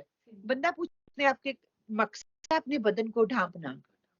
وہ ڈیزائنر کا پہنا ہوگا تو آپ کے اندر تکبر آئے گا. مشتانی ایکٹ آپ کرو گے دوسروں کو نیچا دیکھو گے. آپ کو وہ پیسہ جو ہے آپ کے لیے مصیبت بنے گا. اگر وہی آپ کسی کو دے دو گے اور عام کپڑا وہی 10 پاؤنڈ میں لے کے پہن لو گے تو بدن اس نے بھی آپ کا ڈھانپنا ہے. اس سے آپ کی دنیا بھی عاجز ہوگی اور آپ کی آخرت بھی سنواری جائے گی. اب ڈیسائیڈ یہ میں نے خود کرنا ہے. وہ کہا وہ عورت کے لیے ضروری ہے کر لے کیونکہ اللہ تعالیٰ نے عورت کے اندر یہ چیز رکھی ہے. وہ اسراف کرتے ہوئے میں اپنی جیب بھی تو دیکھوں نا. میری جیب اجازت دیتی ہے کہ میں اپنے میاں پہ بوجھ تو نہیں بن رہی کہ اب مجھے دوپٹہ بھی لینا تو مجھے چپل بھی ساتھ ہی میچنگ لینی ہے. وہ ہے سبحان اللہ شیطان نے ایک نیا طریقہ بتا دیا ہے کہ کپڑوں کے ساتھ میچنگ تسبیح بھی لے لو شو آف ہو جائے. ہاں کے لیے آیا ہوں تو میں اس طرح برانڈ کا سوٹ ہے ہاں تو تصویر ہاں کتنی باتیں کرتی جا رہی ہوں اور میں تسبیح ہلاتی جا رہی ہوں. اللہ استغفر اللہ. تو ہم کسی سے غلط گمان نہیں کرتے. استغفر اللہ. ہم غلط گمان نہیں کرتے. ہو سکتا ہے اس کا وہ سچی نیت سے لے کے آ رہا, لیکن وہ میچنگ کر اس کے لیے ڈھونڈنا تو یہ بھی تو طلب چیز ہے نا. اب جب آپ کو ملنے جاتے ہو تو اس کا ٹائم اس کے ساتھ پھر فوکس 10 منٹ گزارے گھنٹے پھر بیٹھے نا جہاں پہ آپ کو یہ محسوس ہو کہ مجھے تسبیح کی ضرورت پڑے گی گھنٹے تو وہاں پہ پھر چگلی ہوں گی. تھوڑی دیر کے لیے جائیں گے جو کہ سنت کا طریقہ ہے. تھوڑی دیر جاؤ کھانا کھانے کے لیے بلایا ہے پینے کے لیے جاتا ہے انسان مہمان نوازی کرتا ہے کھاؤ کھا کے اٹھ کے آ جاؤ. کہتے یہ تو آیا ہی کھانے کے لیے تھا یہ تو بیٹھا ہی نہیں ہے نا. ہم یہ بھی کہہ دیتے ہیں پھر حتیٰ کہ ہم سنت پہ عمل کرنے کی کوشش کرتے ہیں. اگر نہیں پیتے تو تب بھی آیا تو پیا ہی نہیں ہے اس نے. یہ تو اتنا ہی مغرور ہی ہو گیا ہے. ہم کسی پر سائڈ پہ بھی نہیں چھوڑتے. تو بیجا اسراف کرنے والا شیطان کا بھائی ہے. اگر تجھے ان سے منہ پھیر لینا پڑے اپنے رب کی اس رحمت کے جستجو میں جس کی تو امید رکھتا ہے تو تجھے چاہیے کہ عمدگی اور نرمی سے انہیں سمجھا دے. اگر تمہیں لگے کہ آپ کی بات نہیں سمجھتے, اگر تمہیں لگے یہ اسراف انہوں نے کرنا ہے کرتے جانے دے, لیکن آپ کی بات نہیں سمجھے, پھر آپ کو بھی دل کھٹا ہو جاتا ہے, دل برا ہوتا ہے کہ یہ کیوں نہیں سنتا, انسان کیوں نہیں سنتا. تو اللہ تعالیٰ نے جس کے لیے خیر رکھی نہیں ہے وہ سنے گا ہی نہیں. بار بار قرآن میں آتا ہے نا اس کے وہ اندھے ہیں, وہ آنکھیں رکھتے ہوئے نہیں دیکھ پا رہے, کان ہیں اس سے سن نہیں پا رہے. اسے نصیحت عقل دی ہے اللہ نے, دل دیا ہے, لیکن وہ اس کی آوازیں سننا ہی نہیں چاہ رہے. پھر یہی ہے کہ اللہ تعالیٰ سے دعا کریں. آپ نے اپنی حجت تمام کر دی ہے, اللہ تعالیٰ ہی اس کا منہ پھیرنے والا ہے, اللہ تعالیٰ ہی اپنی رحمت سے اس کے دل میں ہدایت ڈالنے والا ہے, اور اللہ ہی کے ذریعے ہدایت ہے. یہ تو سباب ہیں, بتا سکتے ہیں, کرنا نہ کرنا انسان کے اختیار میں ہوتا ہے. اپنا ہاتھ اپنی گردن سے بندھا ہوا نہ رکھ اور نہ اسے بالکل ہی کھول دے کہ پھر ملامت کیا ہوا درد مندہ بیٹھ رہے, کہ پھر ایسا نہ ہو کہ اپنی گریبان کو دیکھ, اپنی حد کو دیکھ, اپنی حدود کو دیکھ. اللہ تعالیٰ نے کتنی استطاعت رکھی ہے نا. چادر دیکھ کے پاؤں پھیلاؤ.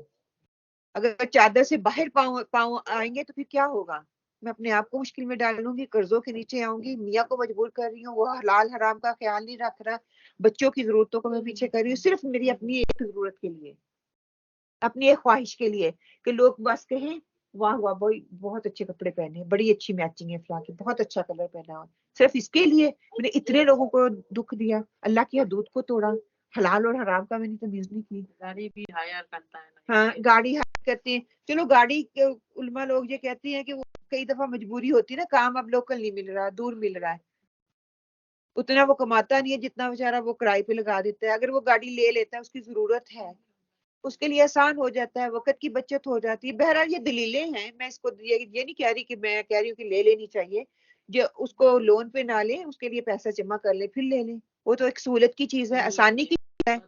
عید کے لیے گاڑی بھی ہائر کرتے ہیں نا, عید پہ جا کے وہ عیاشی کرنے کے لیے اس میں آ جاتے ہیں, فضول خرچ کرنے کے لیے, لوگوں کو دکھانے کے لیے. میرے پاس شادیوں بیاہوں پہ بھی تو یہی کچھ کرتے ہیں, اسراف ہی کرتے ہیں نا ہم لوگ. اپنی گردن میں یہ توق ہم ڈالتے ہیں, اپنے آپ میں پھندا ڈالتے ہیں, اپنے آپ کو مشکل میں ڈالتے ہیں, اور پھر اس کا پھر کانسیکوینسز بھی دیکھ رہے ہیں. بچے بھی ہوتا ہے نا جی کبھی کبھی. پھر وہ کیا کہ پھر بعد میں ہاتھ سر پہ رکھ کے بیٹھ جاتے ہیں, اتنے پیسے لگائے, اتنے لوگوں کو بلایا, اتنا کھانا کھلایا لوگوں کو, اب کیا ہے کہ 10 دن بھی نہیں شادی چلی, 7 بھی نہیں چلی, وہ اپنے گھر. بچوں کو کہتے تو بچے آگے سے کہتے تو آپ نے تو نہیں دینے, ہم نے دینے, پھر دیتے رہو بھائی. اگر سننا نہیں ہو تو پھر یہ کرو. ان ربک یبسط الرزق لمن یشاء ویقدر انہ کان بعبادہ خبیرا بصیرا. یقیناً تیرا رب جس کے لیے چاہے روزی کشادہ کر دیتا ہے اور جس کے لیے چاہے تنگ کر دیتا ہے, یقیناً وہ اپنے بندوں سے باخبر اور خوب دیکھنے والا ہے. کہ اللہ سبحانہ و تعالیٰ جس کے لیے چاہتا ہے عزت رزق بڑھا دیتا ہے. اور رزق میں برکت, ہم لوگ نا جو کثرت اور برکت کو نہیں سمجھتے, ہم کثرت کی طلب میں ہیں. آپ صلی اللہ علیہ وسلم نے ہمیں برکت کی ترغیب دی. اللہ تعالیٰ تھوڑے میں بھی مجھے خوش کر دے, تھوڑے میں بھی مجھے راضی کر دے. اگر برکت کے لیے دعا کریں گے, وہ میری زندگی کی ہو, وہ میرے اعمال کی ہو, میرے وقت کی ہو, میرے علم کی ہو, میرے پیسے کی ہو, میری اولاد کی ہو, وہ کثرت نہ مانگے. ہم کثرت کے پیچھے جاتے ہیں تو اللہ کی حدود کو توڑتے ہیں. اللہ تعالیٰ سے بولے اللہ تعالیٰ برکت دے دے. اگر وہ 10 پاؤنڈ میں کئی دفعہ ایسا ہوتا ہے 10 پاؤنڈ میں اتنی برکت پڑ جائے گی کہ آپ کھانا بھی لے آؤ گے, گھر والے کھا بھی لیں گے, پھر بھی اس میں بچ جاؤ گے, آپ صدقہ بھی لا سکتی ہو. اور کئی دفعہ آپ کے ہاتھ میں 100 اور 1000 کے حساب میں ہوتے ہیں تو پھر بھی جب گھر پہ آتے ہیں تو آپ کو ہوتا ہے کہاں خرچے ہیں, پتہ نہیں چلتا. تو کثرت تو ہے لیکن اس میں برکت نہیں ہے. تو وہ کثرت جو ہے وہ آپ کے لیے فائدہ مند نہیں ہے. برکت جو ہے وہ آپ کے لیے فائدہ مند ہے, وہ کسی بھی چیز میں ہے. تو آج سے دعا یہ کریں کہ اللہ تعالیٰ ہمیں برکت ہر چیز میں برکت دے دے. جب برکت ہو جاتی ہے تو اللہ تعالیٰ کا کن شامل حال ہو جاتی ہے اس میں. آج ہم نے جو بھی سورہ اسراء کے حوالے سے پڑھا, اللہ سبحانہ وتعالیٰ اس کو اپنے یہاں قبول فرما لے, اس میں حق اور سچ اس کو لینے کی توفیق عطا فرما دے ہمیں, اور اس سے بہترین لے کر اٹھنے کی توفیق عطا فرمائے. اور ربنا تقبل منا انک انت السمیع العلیم وتب علینا انک انت التواب الرحیم. وقولوا قولی هذا واستغفر الله لي ولكم. آمین. بسم اللہ الرحمن الرحیم. الحمد لله رب العالمين الرحمن الرحيم مالك يوم الدين إياك نعبد وإياك نستعين اهدنا الصراط المستقيم صراط الذين أنعمت عليهم غير المغضوب عليهم ولا الضالين آمين. بسم الله الرحمن الرحيم. اللهم صل على محمد وعلى آل محمد كما صليت على إبراهيم وعلى آل إبراهيم إنك حميد مجيد. اللهم بارك على محمد وعلى آل محمد كما باركت على إبراهيم وعلى آل إبراهيم إنك حميد مجيد.